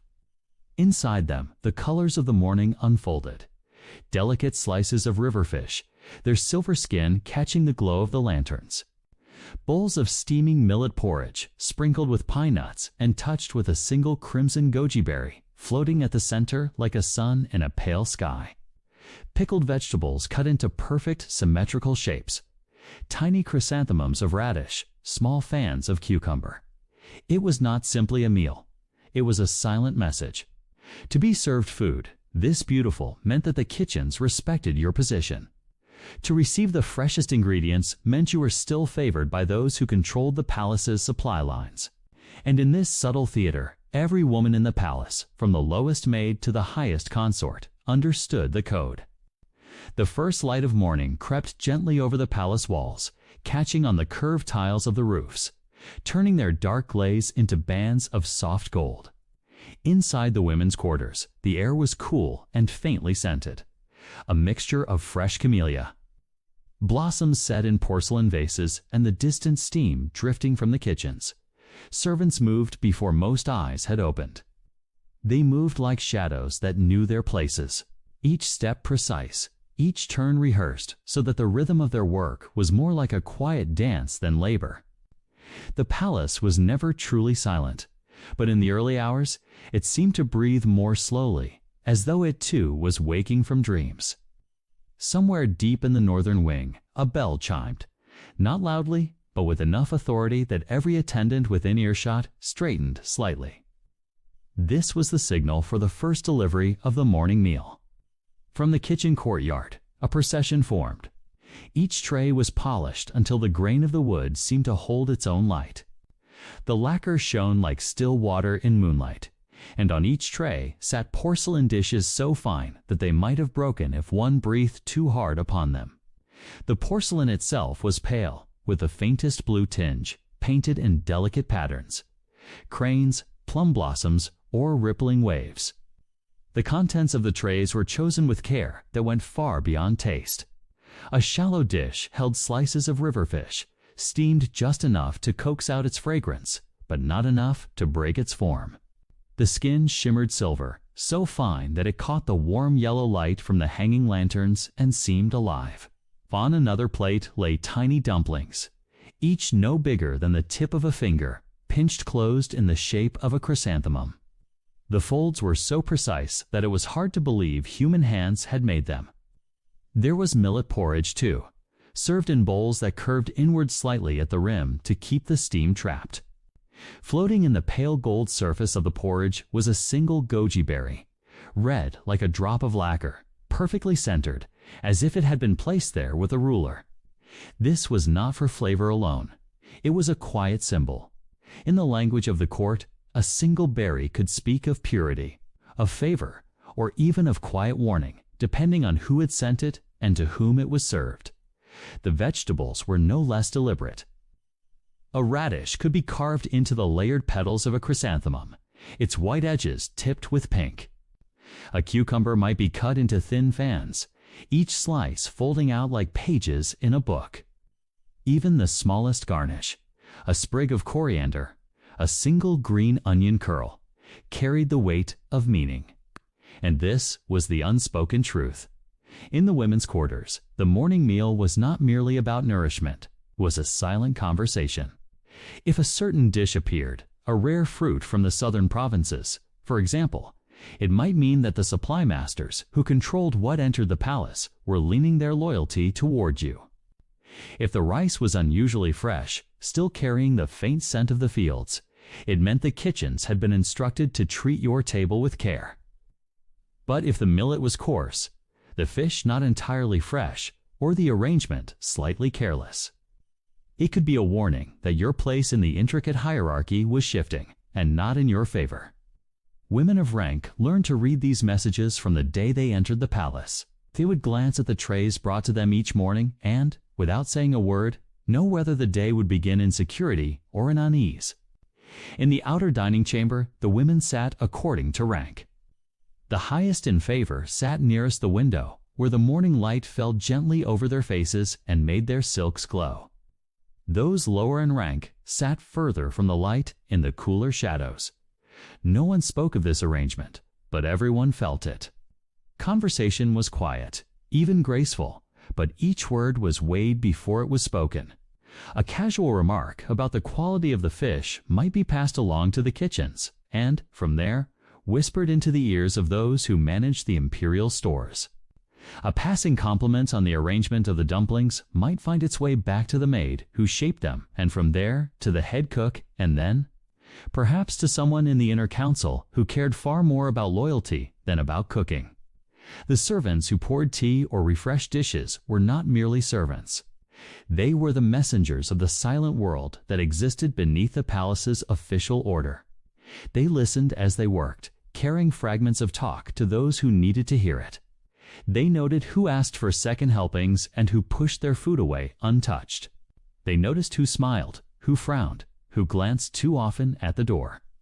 For an outsider, the scene might have seemed peaceful. Women in embroidered robes, sipping tea, speaking softly, and eating small, beautiful portions of food.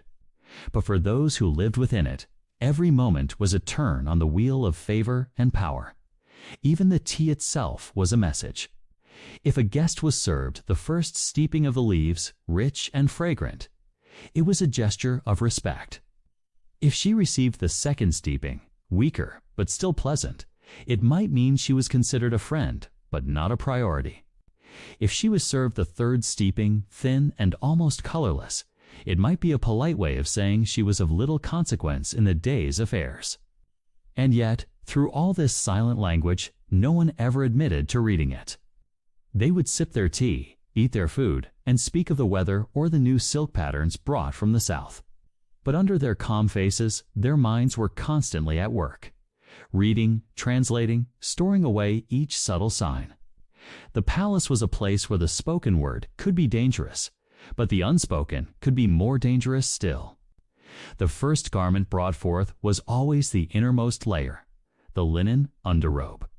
It was simple in shape, unadorned by embroidery or patterns. Yet the fineness of its weave was enough to whisper its luxury to anyone with the eyes or fingers to know. It had been soaked in rice water the evening before, a practice that left the fibers soft and faintly scented while also giving them a subtle sheen. When lifted from its lacquered clothing chest, the robe made a sound almost like a sigh, a faint rustle of cloth that suggested both fragility and strength. Two attendants, their hair pulled back in neat coils, approached in perfect synchrony. One held the robe by its shoulders, arms extended like a priestess holding an offering. The other stepped lightly to the side, ready to smooth each fold as it was draped. The princess, for this was no ordinary lady, but the eldest daughter of the emperor, raised her arms with the ease of someone who had done this every morning since childhood. Her movements were unhurried, almost ceremonial, because haste was the mark of the common classes. The robe slid over her bare shoulders, the coolness of the fabric sending a ripple of awareness through her skin. Attendant number 1 lowered the garment carefully, while attendant number 2 swept forward, smoothing the fabric across her back in a single motion, ensuring not a single crease or bubble of trapped air disturbed its fall. Once the underrobe was settled, a second layer followed. The middle robe, here, color entered the scene. Today's choice was a pale celadon green, a shade selected not merely for beauty, but because it was considered auspicious for the morning audience she would attend later. The court astrologers, having consulted the day's omens, had advised against wearing deep red, as the day bore the mark of water in the ancient 5-element cycle. Green, being aligned with wood, was harmonious and said to encourage the growth of favorable alliances. The middle robe was heavier than the linen underrobe, woven from a silk so fine it caught light in delicate ripples. Golden thread, so thin it seemed like sunlight captured in fiber, formed a border along the hem and cuffs. As the attendants lowered it over her shoulders, the fabric made a sound distinct from the linen, a faint, whispering hush, like reeds in a breeze. Next came the outer robe, the robe that all who saw her today would remember. It was an artwork in itself, a deep, muted blue, embroidered with cranes in mid-flight, their wings spread in arcs of ivory and pale gold. The embroidery was done in forbidden stitch, a technique so fine it was said to require a seamstress with eyesight sharp enough to thread a needle by moonlight. This robe was heavier still, its weight both literal and symbolic, a reminder that those of high birth carried responsibilities as layered as their clothing. It took both attendants to arrange it properly. One knelt, ensuring the hem brushed the floor in a perfect, even circle around her. The other adjusted the sleeves so that their drape was symmetrical, their inner lining just visible, hinting at yet another layer beneath. Then came the oba-like sash, though in the Chinese court it was not tied in the Japanese fashion. It was a wide band of silk, embroidered with patterns of interlocking clouds, a symbol of authority and connection between heaven and earth. The sash was wound twice around her waist and tied at the back in a knot, so complex it could only be undone by a skilled hand. With each layer added, the transformation deepened. She was no longer simply a woman. She was a living embodiment of her lineage, a walking symbol of imperial order. The final touches were the accessories. A delicate jade pendant carved into the form of a lotus was suspended from her sash, a gift from her grandmother, the Dowager Empress. Its cool weight against her hip was a constant reminder of her family's expectations. A hairpiece followed, a gold bio, a phoenix with dangling chains of pearls that swayed gently when she moved, creating the faintest chiming sound. Each chime was deliberate, meant to signal her presence even before she entered a room. By the time the dressing ritual was complete, nearly an hour had passed. She had not once glanced into a mirror. For in the palace, beauty was not something to be checked. It was something to be constructed, layer by deliberate layer, until it became inevitable. The ritual of changing time, when the ancient Egyptian year turned, was not merely the river Nile that signaled the change. It was also the clothing of the court. The seasons in Egypt were not the familiar four divisions of the modern world, but three distinct cycles shaped by the rhythm of the Nile: Akit, the inundation; Pareh, the growing season; and Shimu, the harvest. And just as the river's rise and fall commanded life, it also dictated what the royals wore, what fabrics were woven, and even which colors the palace dye masters prepared in advance. The transition between these seasons was not a private matter. It was a state event, carried out with quiet ceremony and witnessed by the household and sword. In certain years, the court's highest officials, the very act of appearing in new seasonal attire was a statement, a signal that the kingdom itself was shifting into a new phase of the year, that time had moved forward under the eternal watch of the gods. Akit, the season of floods during Akit, when the Nile swelled beyond its banks and the world seemed wrapped in a mist of silvered water. The royal wardrobe turned practical, but never plain. Lightweight linens gave way to denser weaves, garments cut just a touch longer to guard against damp mornings. The hues leaned toward pale golds and soft creams, a subtle reflection of the silt-rich floodwaters. In the palace, sandal straps were oiled and rewrapped to resist moisture, and those of the highest rank would wear fine reed mats underfoot and doors to keep their toes dry. Akit was also a time when jewelry shifted. Heavy metalwork was worn less frequently. Moisture could tarnish gold alloys and loosen stone settings, and in its place, the palace favored beaded collars strung from glazed faience in cool, watery tones. This not only suited the climate, but also symbolized the Nile's bounty, with beads carved into lotus shapes and tiny fish charms worked into the patterns. Pareh, the growing season with the retreat of the waters, fields stretched green under the pale sun. Pareh brought a return to lighter linens, sheer in some cases, especially for court events where the display of prosperity was key. Farmers planted, traders moved more freely, and the palace mirrored this surge of life with vivid dyes. The fresh greens of malachite pigment, the deep blues extracted from imported indigo. This was the season for layering garments in elegance rather than necessity. Royal women often wore a narrow underdress of bleached linen, topped with an open-fronted overgown, dyed in gradient hues, giving the impression of sunrise spilling over the river plains. Belts in this season were often braided from dyed flax fibers rather than leather, as a nod to agricultural abundance. The arrival of Pareh was also marked by the unveiling of new perfumes, blends of myrrh, cinnamon, and blue lotus, chosen not just for their fragrance, but for their symbolic promise of fertility and renewal.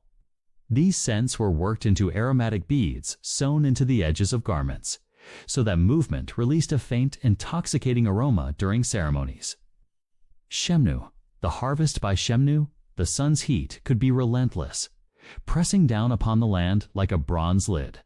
Wardrobes responded with minimal layering, airy cuts, and a return to the sheerest fabrics the looms could produce. Sleeveless dresses dominated, and in the case of the queen, fine translucent linens were often paired with broad gold collars to project both comfort and grandeur. White was the dominant tone in Shemu, a color that reflected the heat, but also proclaimed ritual purity before the gods. Yet white in the palace was rarely just white. It was subtly tinted with warm undertones from saffron or pomegranate skin dyes, giving a gentle glow under sunlight.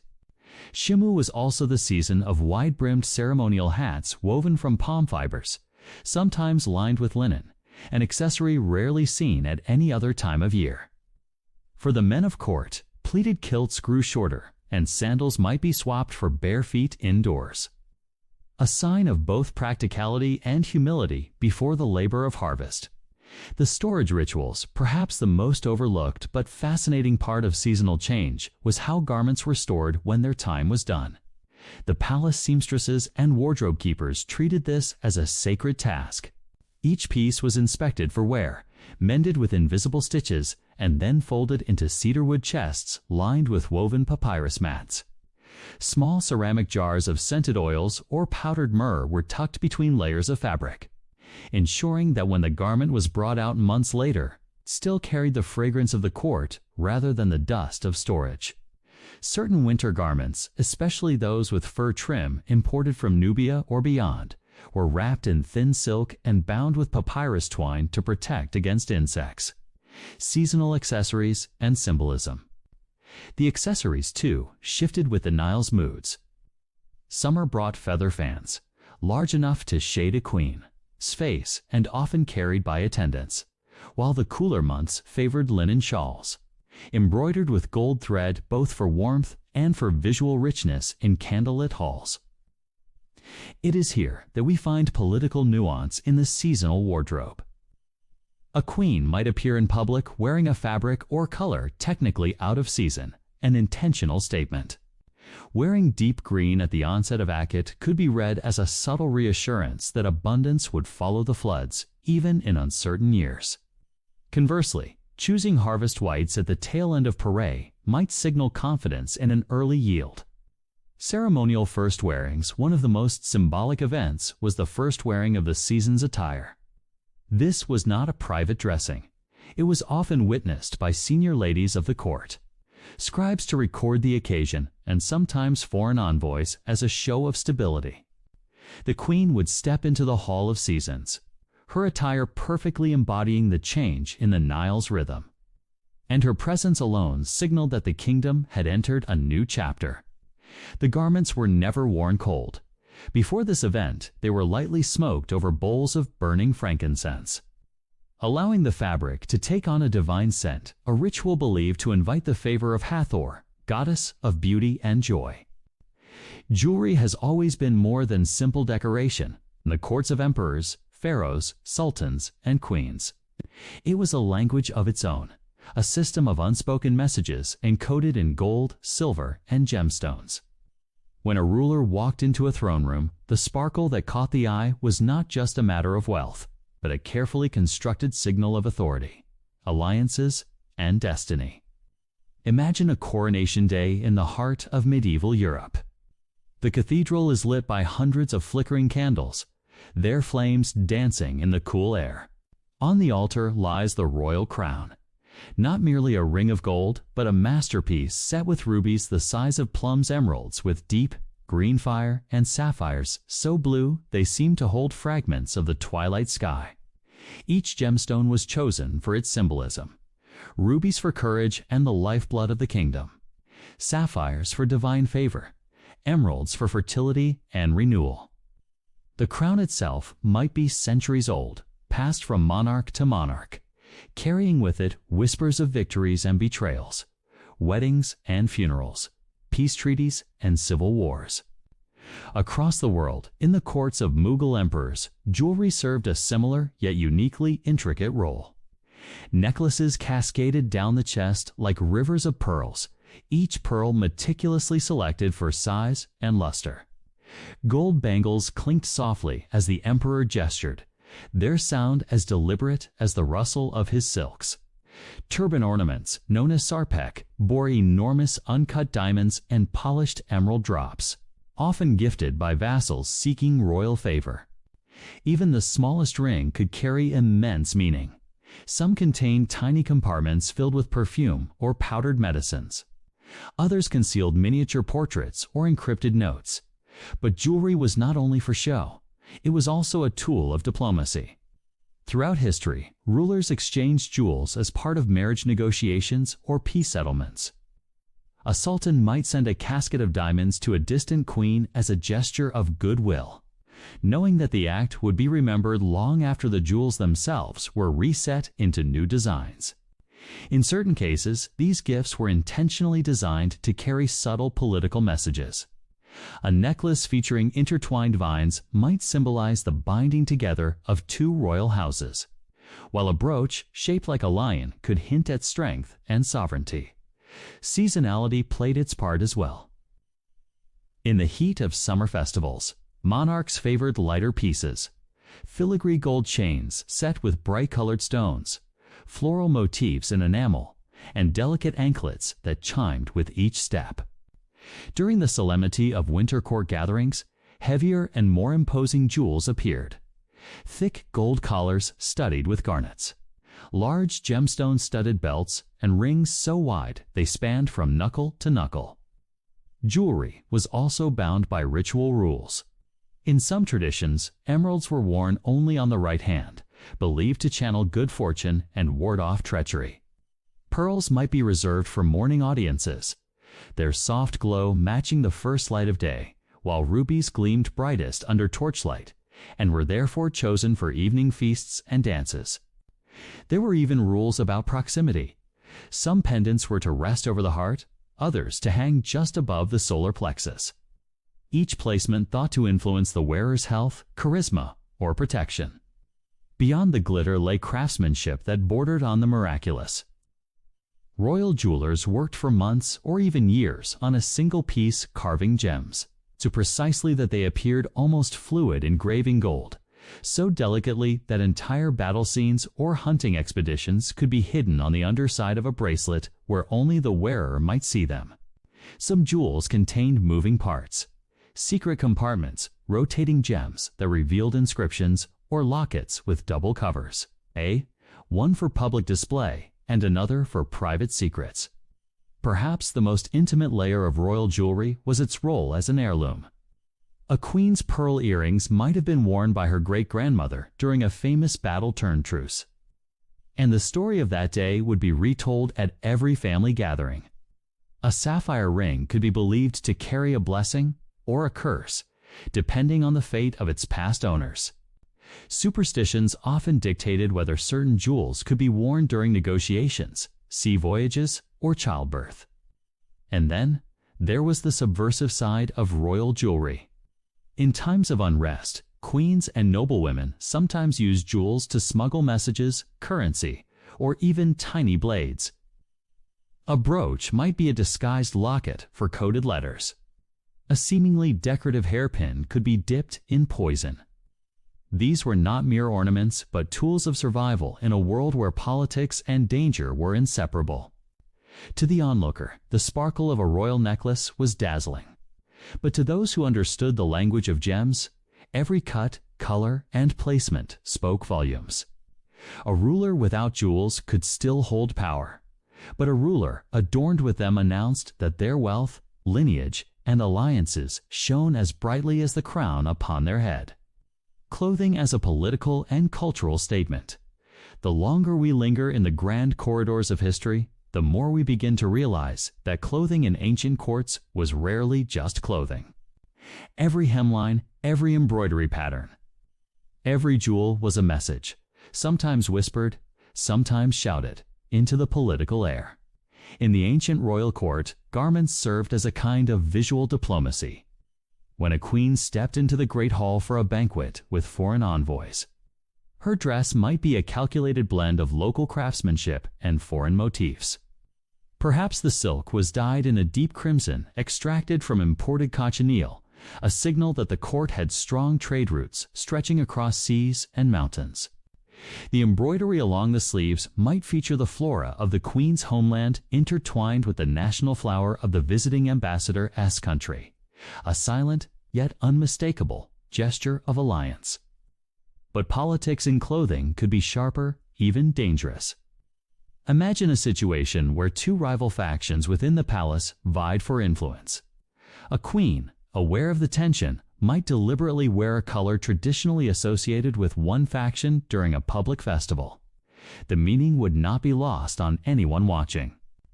What might look to the common people like a fashion choice could, to those in power, be a declaration of loyalty or a provocation.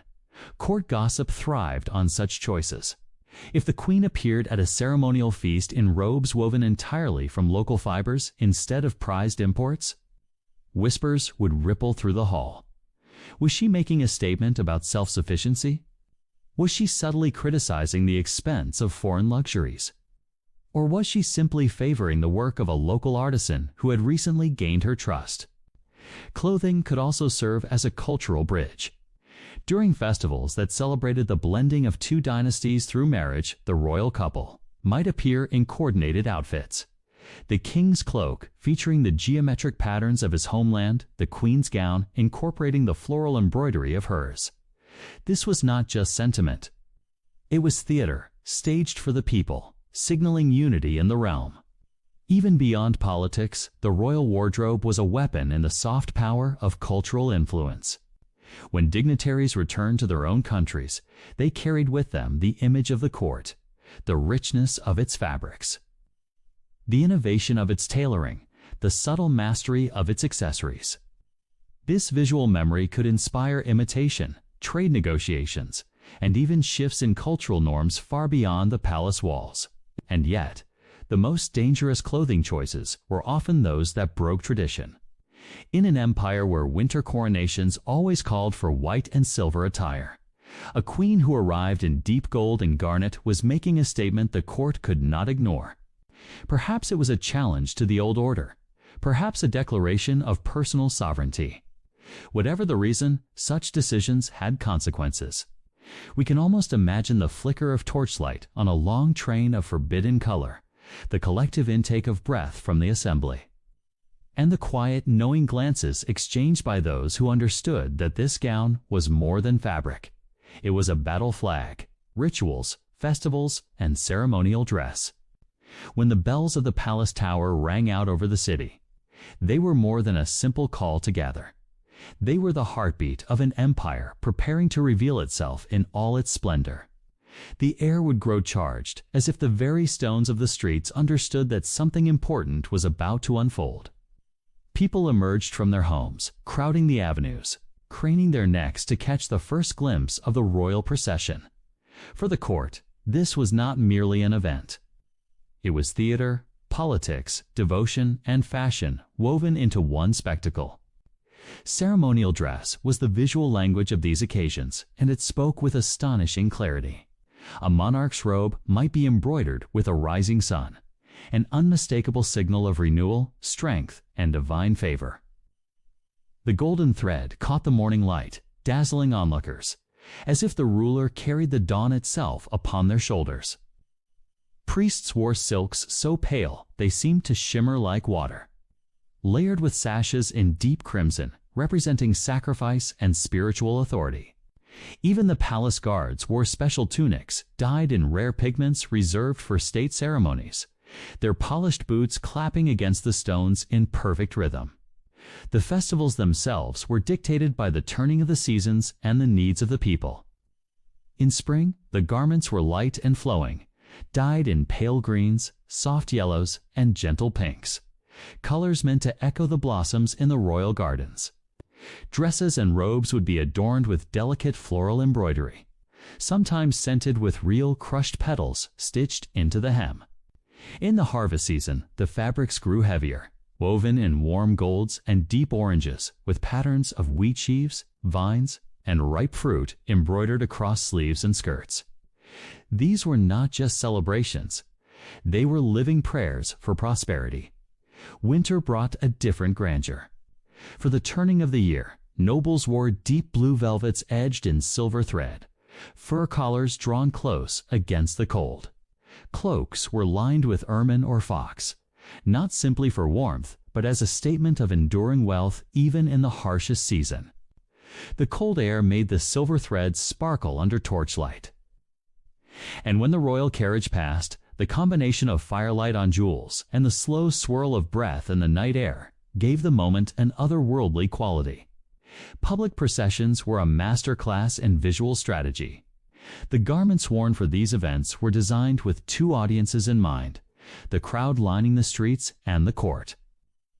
Watching from the palace steps. For those standing far away, the colors were bold, the shapes large and dramatic. A cloak might be cut wider, a headdress taller, a sash brighter, ensuring that the wearer stood out even in the distance. But for the court, where eyes could study every detail, the embroidery told more intricate stories. Scenes of battles won, rivers tamed, gods appeased. The procession was more than just clothing on display. It was motion, sound, and scent working together to impress. Royal horses wore embroidered caparisons to match the king or queen's garments, the patterns echoing down from rider to steed. Standard bearers carried banners dyed in the same rare pigments, fluttering high above the crowd. Perfume makers would walk just ahead of the monarch, releasing fragrant smoke from bronze censers, so that the ruler entered wrapped in clouds of sandalwood and myrrh. Some gowns were even sewn with small pockets containing perfumed oils or sachets, ensuring that as the wearer moved, the air around them subtly shifted with fragrance. Sound was another weapon in this sensory arsenal. Long sleeves might be finished with rows of tiny bells, creating a constant soft chime as the noble walked. Beaded tassels would sway and click against one another in gentle percussion. These were not accidental details. They were calculated to make the presence of the wearer felt even when they were not seen. And for the grandest occasions, theatricality took center stage. Garments became living stories. A queen might wear a robe depicting an ancient legend, the entire tale embroidered from shoulder to hem, the hero's birth near the collar, the great battle along the sleeves, and the triumphant coronation at the train. Courtiers might dress as personifications of virtues: justice in pure white, wisdom in deep blue, prosperity in shimmering gold. Masks were sometimes worn, painted in patterns that matched the wearer's gown, blurring the line between human and icon. The power of ceremonial dress lay not just in its beauty, but in its ability to transform an event into an unforgettable vision. For the common citizen, seeing the ruler in such attire could inspire awe, loyalty, and a deep sense of belonging to something greater. For foreign visitors, it was a warning wrapped in silk and gold. This was a realm of wealth, order, and divine favor, a place where even clothing could command respect.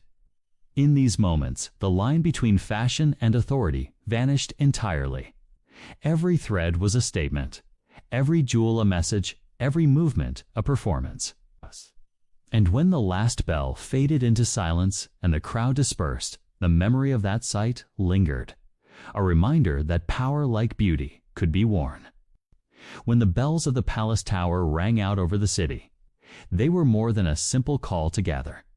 They were the heartbeat of an empire preparing to reveal itself in all its splendor. The air would grow charged, as if the very stones of the streets understood that something important was about to unfold. People emerged from their homes, crowding the avenues, craning their necks to catch the first glimpse of the royal procession. For the court, this was not merely an event. It was theater, politics, devotion, and fashion woven into one spectacle. Ceremonial dress was the visual language of these occasions, and it spoke with astonishing clarity. A monarch's robe might be embroidered with a rising sun, an unmistakable signal of renewal, strength, and divine favor. The golden thread caught the morning light, dazzling onlookers, as if the ruler carried the dawn itself upon their shoulders. Priests wore silks so pale they seemed to shimmer like water, layered with sashes in deep crimson, representing sacrifice and spiritual authority. Even the palace guards wore special tunics dyed in rare pigments reserved for state ceremonies, their polished boots clapping against the stones in perfect rhythm. The festivals themselves were dictated by the turning of the seasons and the needs of the people. In spring, the garments were light and flowing, dyed in pale greens, soft yellows, and gentle pinks, colors meant to echo the blossoms in the royal gardens. Dresses and robes would be adorned with delicate floral embroidery, sometimes scented with real crushed petals stitched into the hem. In the harvest season, the fabrics grew heavier, woven in warm golds and deep oranges with patterns of wheat sheaves, vines, and ripe fruit embroidered across sleeves and skirts. These were not just celebrations. They were living prayers for prosperity. Winter brought a different grandeur. For the turning of the year, nobles wore deep blue velvets edged in silver thread, fur collars drawn close against the cold. Cloaks were lined with ermine or fox, not simply for warmth, but as a statement of enduring wealth even in the harshest season. The cold air made the silver threads sparkle under torchlight. And when the royal carriage passed, the combination of firelight on jewels and the slow swirl of breath in the night air gave the moment an otherworldly quality. Public processions were a master class in visual strategy. The garments worn for these events were designed with two audiences in mind: the crowd lining the streets and the court, watching from the palace steps. For those standing far away, the colors were bold, the shapes large and dramatic. A cloak might be cut wider, a headdress taller, a sash brighter, ensuring that the wearer stood out even in the distance. But for the court, where eyes could study every detail, the embroidery told more intricate stories. Scenes of battles won, rivers tamed, gods appeased. The procession was more than just clothing on display. It was motion, sound, and scent working together to impress. Royal horses wore embroidered caparisons to match the king or queen's garments, the patterns echoing down from rider to steed. Standard bearers carried banners dyed in the same rare pigments, fluttering high above the crowd.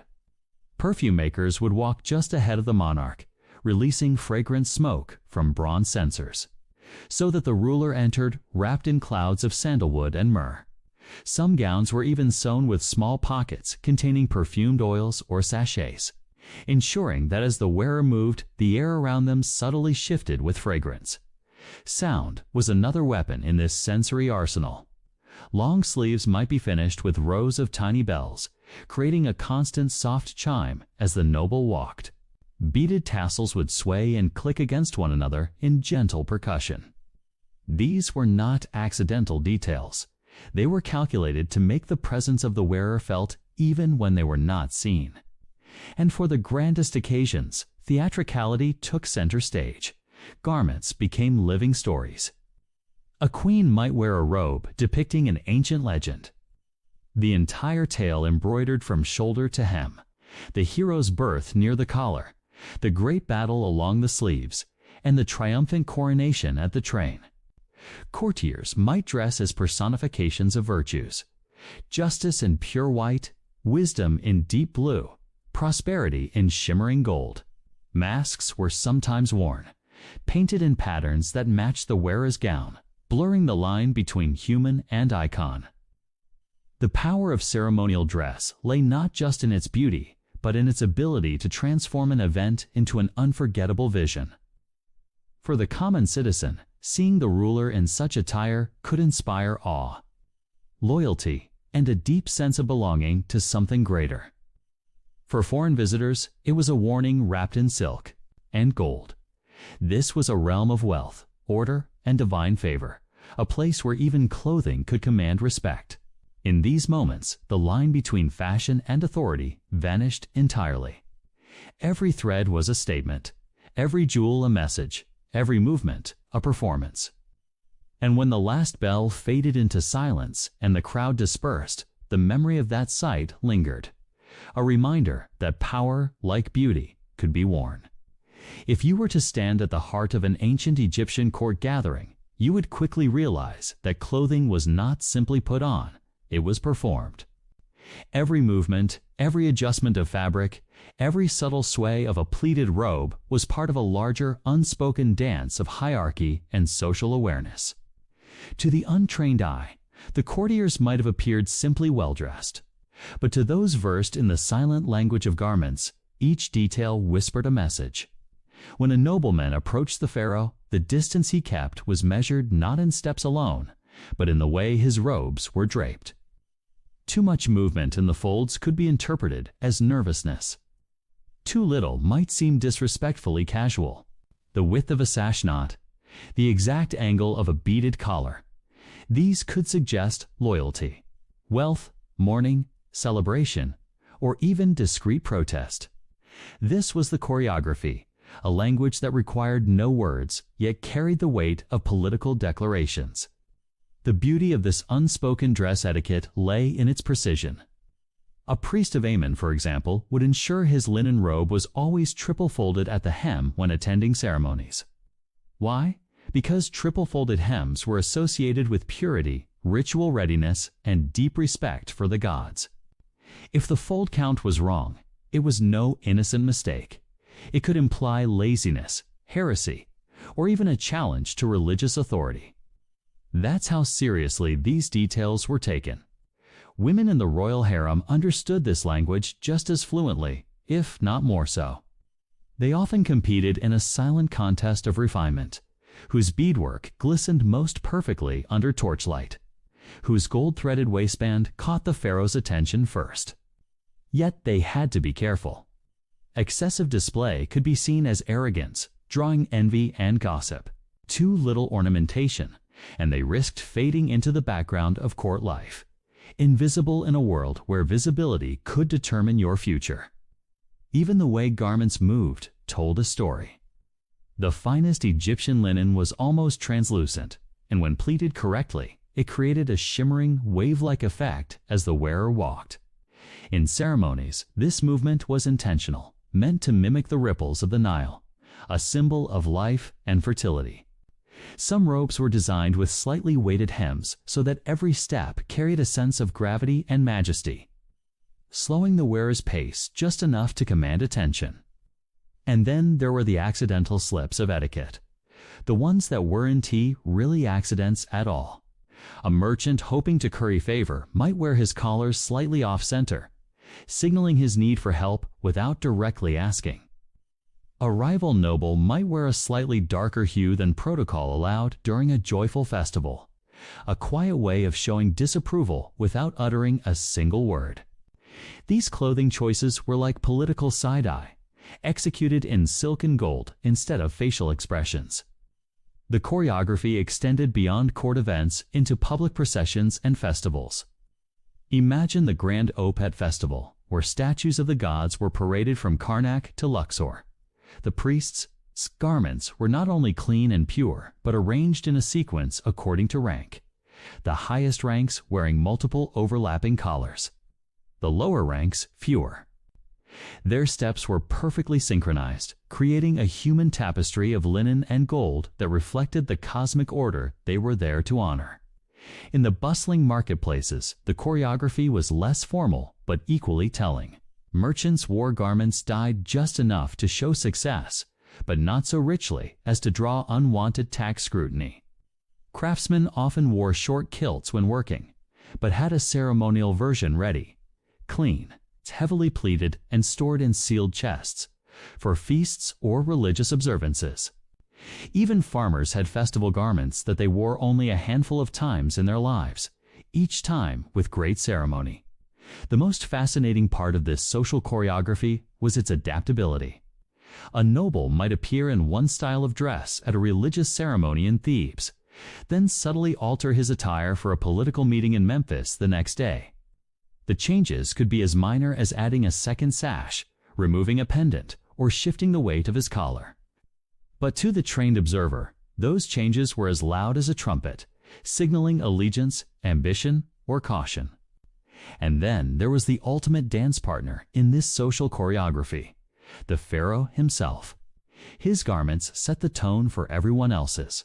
If the pharaoh appeared in full regalia, leopard skin draped over ceremonial linen, gold flaring at every joint, and a headdress heavy with symbolism, it was a clear signal that formality and awe were required. If he appeared in simpler linen, it allowed others to relax their own grandeur, but only slightly. Matching the pharaoh's mood through attire was a survival skill, and one misstep could be socially fatal. This was the Egypt where fabric and thread were more than materials. They were the choreography of power. To move without awareness of your clothing was to step out of rhythm with the court, the gods, and the entire cosmic order. And in a world where the Nile's flood determined life or death, being out of rhythm was a risk few were willing to take. The perfumes of the ancient Egyptian court were not merely pleasant scents. They were layered messages, olfactory symbols that spoke of status, intention, and even divine favor. Within the private chambers of the pharaoh and his consorts, scent was a silent language. Every note carefully chosen, every drop deliberately placed. Imagine the preparation table, a low, carved stand of ebony or acacia wood, its surface inlaid with mother of pearl. Upon it rested small alabaster jars with tight-fitting lids, bronze bowls warmed by smoldering charcoal, and finely woven linen squares used to filter infused oils. The air in the room was already heavy with the fragrance of blue lotus blossoms, a scent so beloved in Egypt that it became almost synonymous with royalty. But the ritual of fragrance began long before the moment of application.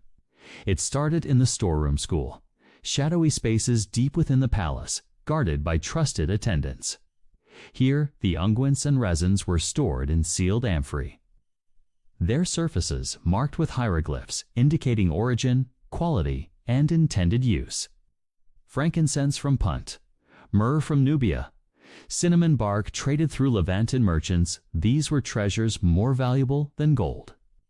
Before the day's audience or ceremony, the pharaoh's perfumer, an artist in his own right, would enter the chamber with a small brazier. Over its embers, he would sprinkle grains of kefia, complex blend of honey, wine, raisins, pine resin, and more than a dozen herbs. The smoke rose in slow, twisting ribbons, filling the space with a sweetness that was at once grounding and intoxicating. This was not only to please the senses, but also to purify the air in a spiritual sense, ensuring that no negative energy clung to the ruler before he faced his people. Oils were chosen according to season, event, and mood. For military audiences, cedar oil might be applied a resinous, assertive scent that suggested strength and endurance. For religious festivals, blue lotus oil dominated, carrying hints of spice and honey, representing rebirth and divine connection. For intimate evenings, perfumers might blend henna flowers with cinnamon and honeyed myrrh, creating a warm, almost edible scent that lingered close to the skin. Application was itself a slow and ceremonial act. The pharaoh or high consort would recline upon a low couch. A handmaiden trained in the art of massage would pour a thin ribbon of warmed oil into her palms, rub them together to awaken the aroma, and then press them gently to the ruler's temples, wrists, and the hollow of the throat. The body's heat acted as a living diffuser, releasing the scent in gentle waves throughout the day. And yet, fragrance was not only worn upon the skin. Wigs crafted from human hair or fine plant fibers were often perfumed by tucking small cones of scented fat at the crown. These cones, invisible beneath elaborate headdresses, would melt slowly over hours, releasing fragrance and subtly conditioning the wearer's hair. Even linens were scented. The last rinse after washing them often contained crushed petals or aromatic leaves, ensuring that garments carried a whisper of freshness even in the heat of the day. Some scents had secret meanings. A sudden switch to a sharper, spicier note could silently signal the wearer's readiness for negotiation or confrontation. A subtle floral accent could hint at romantic openness. Courtiers learned to read these signals as fluently as one might read a royal seal. Most intriguing of all were the ritual fragrances reserved for sacred occasions. These were oils blended only in the temples under the supervision of priests, using recipes inscribed on hidden papyri. Their formulas were so closely guarded that only a handful of people knew the exact proportions. To wear such a scent was to be recognized not only as royal but as divinely favored. Even the vessels that held these precious mixtures were objects of artistry. Some were shaped like deities, their hollow interiors holding perfumed oil. Others were painted with scenes of lotus ponds and hunting parties, a visual celebration of life's pleasures. To offer such a vessel to a visiting dignitary was a diplomatic gesture, one that bound the recipient in gratitude and obligation. Thus, the fragrances of the pharaoh's world were more than sensory indulgence. They were tools of persuasion, shields of protection, and symbols of divine endorsement. They clung to fabric and skin, followed a person like a ghost, and lingered in rooms long after the royal presence had departed, reminding all who inhaled them of the power that scent could hold over the human mind. The palace, with its towering walls of sun-baked brick and its columns carved to resemble bundles of papyrus, was never merely a place of politics and ceremony. It was also a living stage where music, dance, and storytelling were not just pastimes, but threads in the fabric of royal life. The deeper one steps into these ornate halls, the more one realizes that the heartbeat of the palace was not in its scrolls or treasure chambers, but in the rhythms that echoed through its courtyards, the graceful movements that animated its feasts, and the words that wove dreams into the minds of those who listened. The role of music in daily royal life at dawn. The first strains of music would sometimes rise from the palace gardens, before the sun even crowned the horizon. These were not performances for entertainment in the modern sense, but rather sacred invocations. The harpists, flautists, and players of the sistrum sacred rattle linked to the goddess Hatherwood strike their first notes to invite divine favor for the day ahead. Their music was both a spiritual offering and a subtle signal that the life of the palace was stirring into motion. As the day unfolded, music followed the pharaoh through his routines, sometimes as a quiet undercurrent and other times swelling into grand ceremonial fanfares. In the throne room, trumpeters and drummers would announce the arrival of foreign envoys. In private chambers, softer instruments like the lyre, the lute, or the reed flute would provide a background for intimate conversations or moments of reflection. Music as a social and political tool. It is important to understand that music in the palace was never neutral. It carried meaning, power, and purpose. A certain melody could be a signal of welcome or a sign of warning. The tone, pace, and volume of a performance could elevate the stature of a guest or subtly remind them of their place. A lavish performance for a visiting dignitary was a political gesture, reinforcing the image of Egypt as a cultured, prosperous, and orderly kingdom. Dance as an extension of music in the courtyards and banquet halls. Dance was the visual twin of music. Professional dancers often trained from childhood, moved with a precision that was both athletic and poetic. Some dances were symbolic reenactments of mythological stories. The victory of Ra over Apophis, the marriage of Osiris and Isis, or the journey of the sun across the sky. Others were lighter, more playful, designed to amuse the pharaoh and his guests during feasts. Dancers wore costumes that enhanced the flow of their movements, beaded fringes that shimmered with every step, long sashes that spun in the air, and ankle adornments that chimed softly. The performance was never just about skill, it was about evoking an emotion, creating an atmosphere, and sometimes communicating a message without words. Storytelling and oral traditions in the palace. When the music softened and the dancers took their bows, the storytellers would take their place. These were men and women whose voices could transport the listener across time and space. They recounted tales of past pharaohs' epic battles and the deeds of gods and heroes. Their stories served multiple purposes. They entertained, educated, and reinforced the divine authority of the ruler. One evening, the great hall might echo with the tale of the pharaoh Sneferu, who took to sailing on the Nile with maidens to lift his spirits. On another night, the storyteller might weave the moral-heavy saga of the peasant who outwitted corrupt officials. Every story had layers, the surface narrative for pleasure and the underlying lesson for those wise enough to hear it. Music, dance, and storytelling in festivals, while daily palace life had its share of performances. It was during festivals that these art forms truly exploded into grandeur. The Opet Festival, honoring the god Amen, was one such occasion.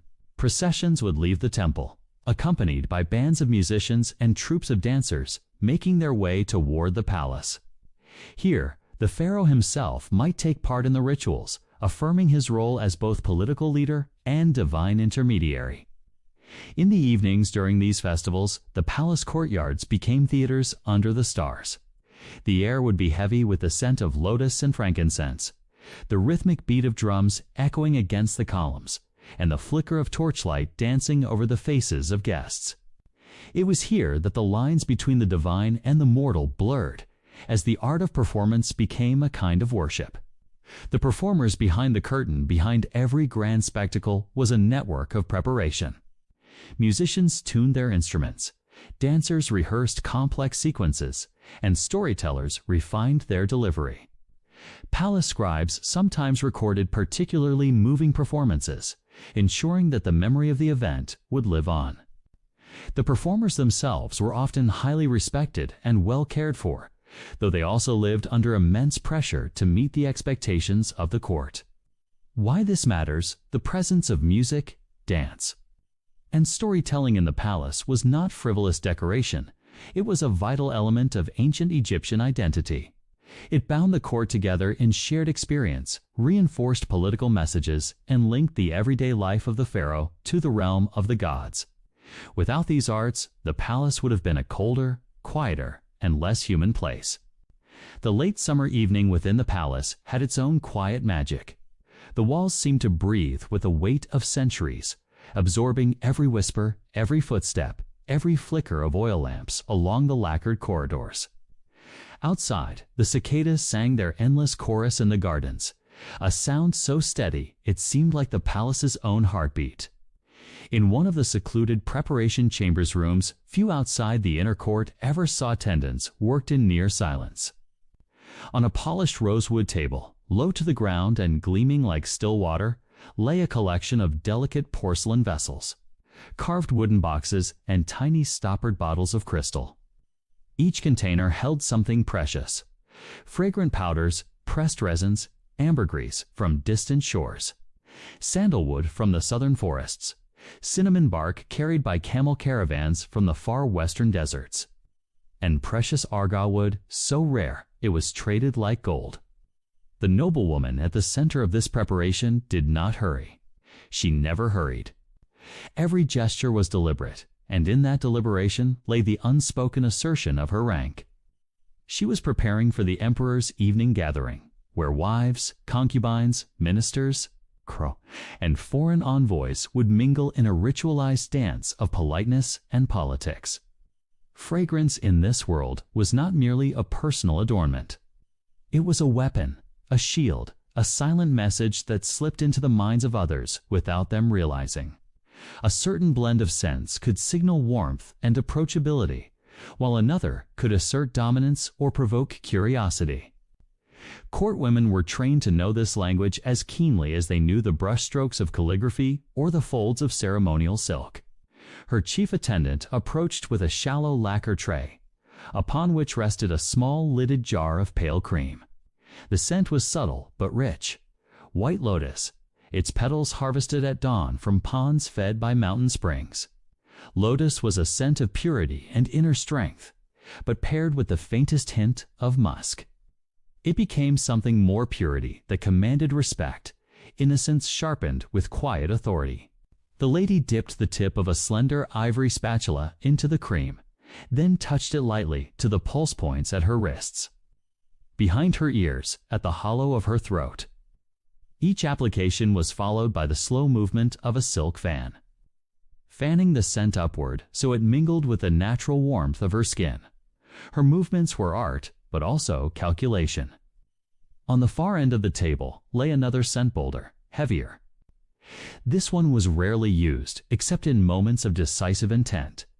Ground clove buds mixed with aged agarwood oil, producing an aroma so deep and lingering it could haunt a chamber for hours after the wearer departed. Tonight she would wear only a trace of it, just enough for the emperor to notice as she passed him, but not enough for anyone else to place. The mystery would linger, a faint echo that might draw him to her later in the evening. In the corner of the room, an incense burner in the shape of a coiled dragon sent pale ribbons of smoke into the air.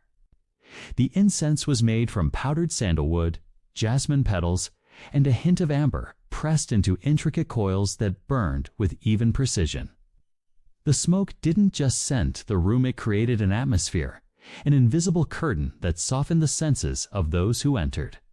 Her attendants moved like shadows, each knowing their role without the need for words. One laid out her hair ornaments, another polished her jade bangles, and a third arranged a selection of silk outer robes for her to choose from. Yet in this moment, all eyes occasionally flickered toward the table of perfumes, for it was here that the real decisions were being made. A rival concubine, they all knew, favored bright, sweet fragrance, speech blossom, and honey. Another was known for sharp, resinous blends that hinted at ambition and control. This lady's strength was in subtlety. Her scents were layered, not immediately obvious, but they revealed themselves slowly, like a whispered secret. People leaned closer without realizing why. They remembered her presence hours after she was gone. It was said that the great Empress Wu herself once used fragrance as part of her political strategy, commissioning a rare blend of frankincense and magnolia to mark her ascension. The scent became so associated with her that courtiers claimed they could sense her arrival, even before they heard her footsteps.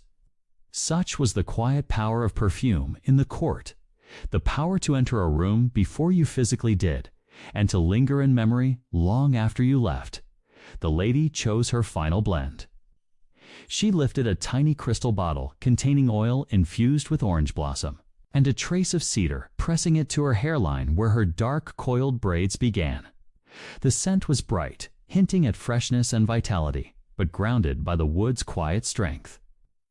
It was a combination meant for diplomacy, a scent to make allies without appearing too eager. Outside, the bells marking the evening assembly began to chime.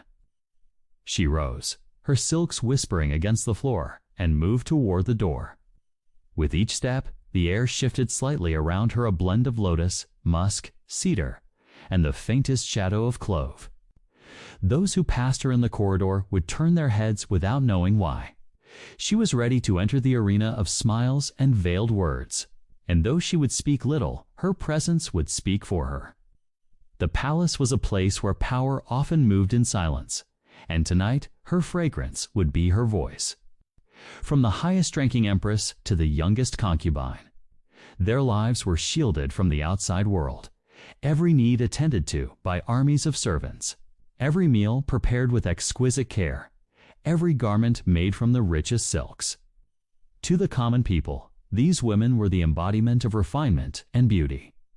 They were thought to live lives of endless comfort, surrounded by perfumes, jewels, and luxurious baths. But the reality, hidden behind the intricate lattice windows and heavy palace doors, was far from the fantasy.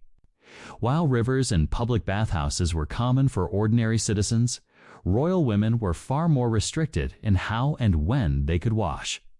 There were practical reasons. Inside the sprawling palace complex, running water was not available in private chambers.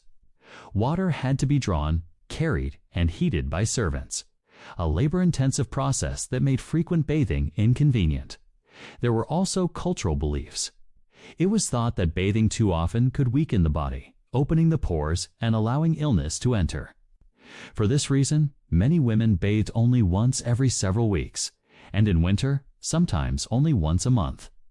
In between, they relied on light sponge baths, wiping only the face, hands, and sometimes the feet, but the rest of the body remained unwashed.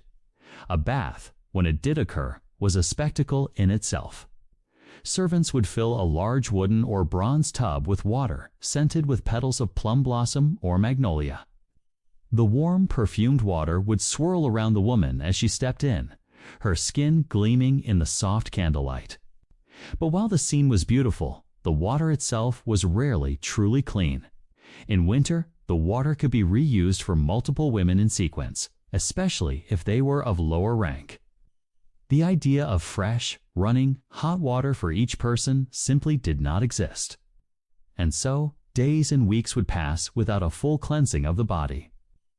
Instead of washing away sweat, oils, and dust, These were often masked with thick perfumes, herbal powders, or incense smoke, which clung to the skin and hair, mingling with the natural odors of the human body.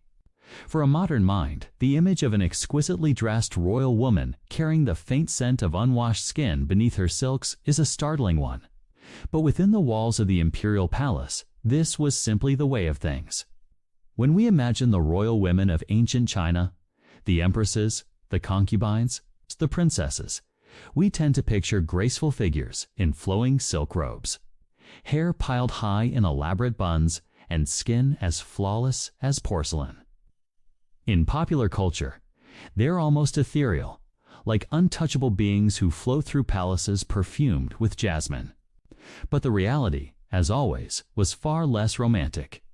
Behind the brocade curtains of the Forbidden City and the palaces of earlier dynasties' hygiene practices were shaped not by modern standards of cleanliness, but by centuries-old traditions, social restrictions, and medical beliefs that often led to habits we would find disturbing today.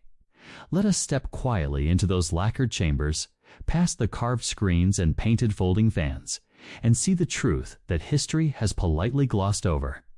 One rare and ritualized bathing in ancient China was not a daily affair, even for royalty. For women in the imperial court, bathing could be infrequent, sometimes once every 10 to 15 days, depending on the season. Water was precious in many regions, but more than that, Chinese medical theory warned that too much bathing could weaken the body's qi and make one vulnerable to illness.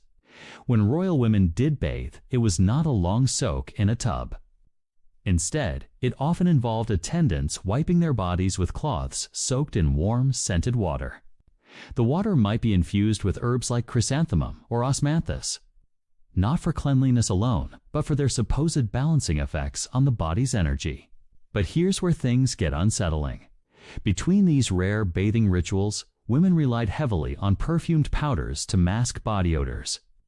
These powders, made from ground sandalwood, musk, or even powdered orris root, would be dusted generously onto the skin and clothing. Over days, the layers would build up, trapping sweat beneath them.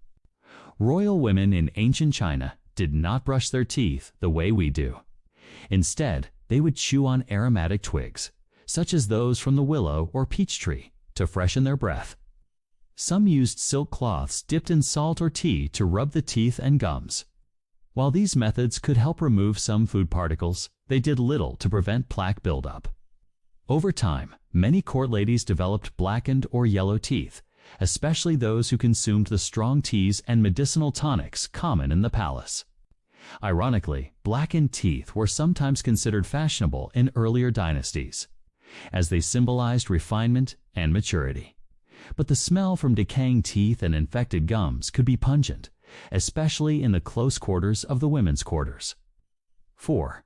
Layers of clothing and hidden sweat. Royal women wore multiple layers of silk robes, even in the summer heat. Social rules dictated that they must always appear fully dressed, with modesty prioritized over comfort. In the sweltering summers of Beijing or Shan, this meant that sweat soaked into the inner garments that were often not changed daily. The finest silks were delicate and required time-consuming washing, so it was not unusual for underlayers to be worn for several days before laundering. Combined with the rare bathing schedule, these damp layers could develop a sour, fermented odor that even the strongest perfumes could not completely hide. 5. Chamber pots and night odors. The Forbidden City was vast, and the imperial women were often confined to specific quarters for long periods, especially at night. To avoid walking through the palace in the dark, they used chamber pots kept inside their rooms. The pots were emptied in the morning, but in the heat of summer, the stench could build up overnight. Royal concubines slept among silk pillows and carved furniture, and the faint but persistent smell of human waste lingering in the air. Some tried to mask this by placing sachets of herbs or incense nearby, but these often only blended with the odor, creating a strange and sometimes nauseating combination. 6. Cosmetics that harmed the skin. The flawless white complexion admired in Chinese. Beauty ideals was often achieved through the application of lead-based face powders. These powders, worn daily, were not always removed completely at night, partly because water for face washing was limited, and partly because some women believed sleeping in the powder would maintain their youthful appearance. Over time, the lead content could cause the skin to break out in sores, flake, or even turn grayish. Yet these imperfections were simply covered with more powder the next day, creating a cycle of damage and concealment. 7. Bound feet and their odors. Although foot binding was not practiced in all dynasties, by the later imperial period it was common among elite women, including those in the palace. Bound feet required constant wrapping in cloth strips, which could trap moisture and dirt. Because washing feet daily was considered unnecessary and even risky for one's health, it was common for the bindings to be changed only every few days, and in winter even less often. The result was that the feet, often with broken skin and fungal infections, could emit strong odors. Attendants who changed the bindings would sometimes apply herbal powders to mask the smell, but these could mix with sweat to create an even sharper scent. 8. The air of the women's quarters. Imagine the enclosed rooms of the palace women. Incense smoke curling through the air, heavy layers of perfume powder. The faint tang of unwashed bodies, the musk of hair oils, the lingering odors from chamber pots, and the sourness of sweat trapped in silk. To us, it would be overwhelming. But to the women who lived there, this was the scent of their world.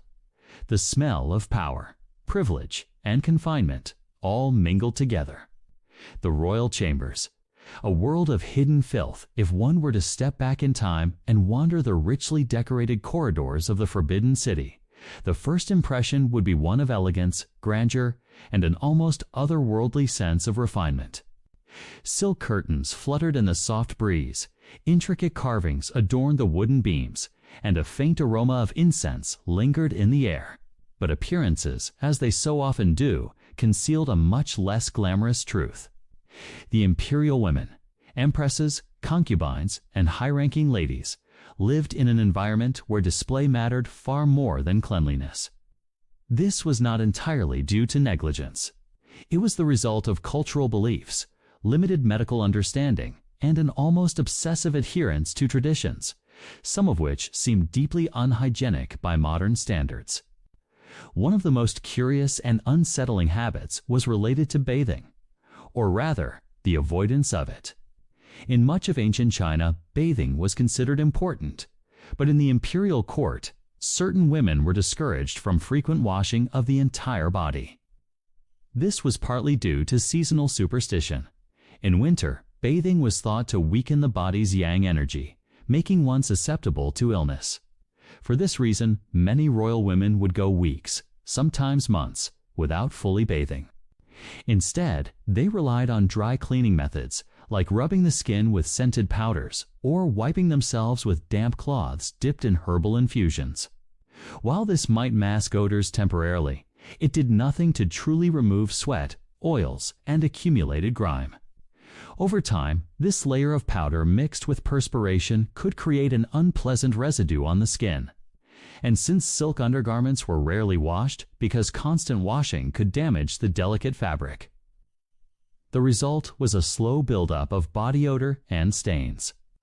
This meant that chamber pots, often made of porcelain and sometimes ornately decorated, were their only option.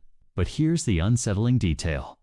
Due to strict etiquette, these pots could not simply be emptied whenever the user wished. Servants had designated times for collection and disposal. This meant that waste could sit for hours, especially overnight, allowing odors to intensify and insects to gather. In summer months, the combination of heat, humidity, and stagnant waste turned the royal women's living quarters into olfactory challenges. Some attempted to mask the smell by burning incense or scattering fragrant herbs around the room, but these scents often mixed with, rather than eliminated, the unpleasant odor, creating an even stranger atmosphere. Section: The tooth powder paradox. Dental hygiene in the imperial court had its own eccentricities. while the royals had access to tooth powders made from ground herbs, salt, and even precious ingredients like jade powder. The actual technique of cleaning was often lacking. Toothbrushes as we know them were rare, and many women simply rubbed the powder onto their teeth with a cloth or their fingers. Some of these powders were abrasive enough to wear away enamel, while others contained ingredients that stained the teeth over time. Furthermore, sugar-rich treats and preserved fruits were a staple in the palace diet, meaning tooth decay was not uncommon. Empresses and concubines could sometimes be found covering their mouths when speaking or laughing, not always out of shyness, but to hide teeth that had yellowed, blackened, or broken due to decay. Section: Perfume as a mask. Not a solution. Perfume in the imperial court was not worn merely as an accessory. It was a necessity. Since frequent bathing was rare, heavy perfumes, scented oils, and incense-infused hair ornaments were used to disguise natural odors. Some women wore small pouches of crushed flowers, sandalwood, or musk around their necks or tucked into their robes, allowing the scent to waft as they moved. However, these scents often mingled with the smell of sweat, unwashed fabrics, and the damp mustiness of closed palace rooms.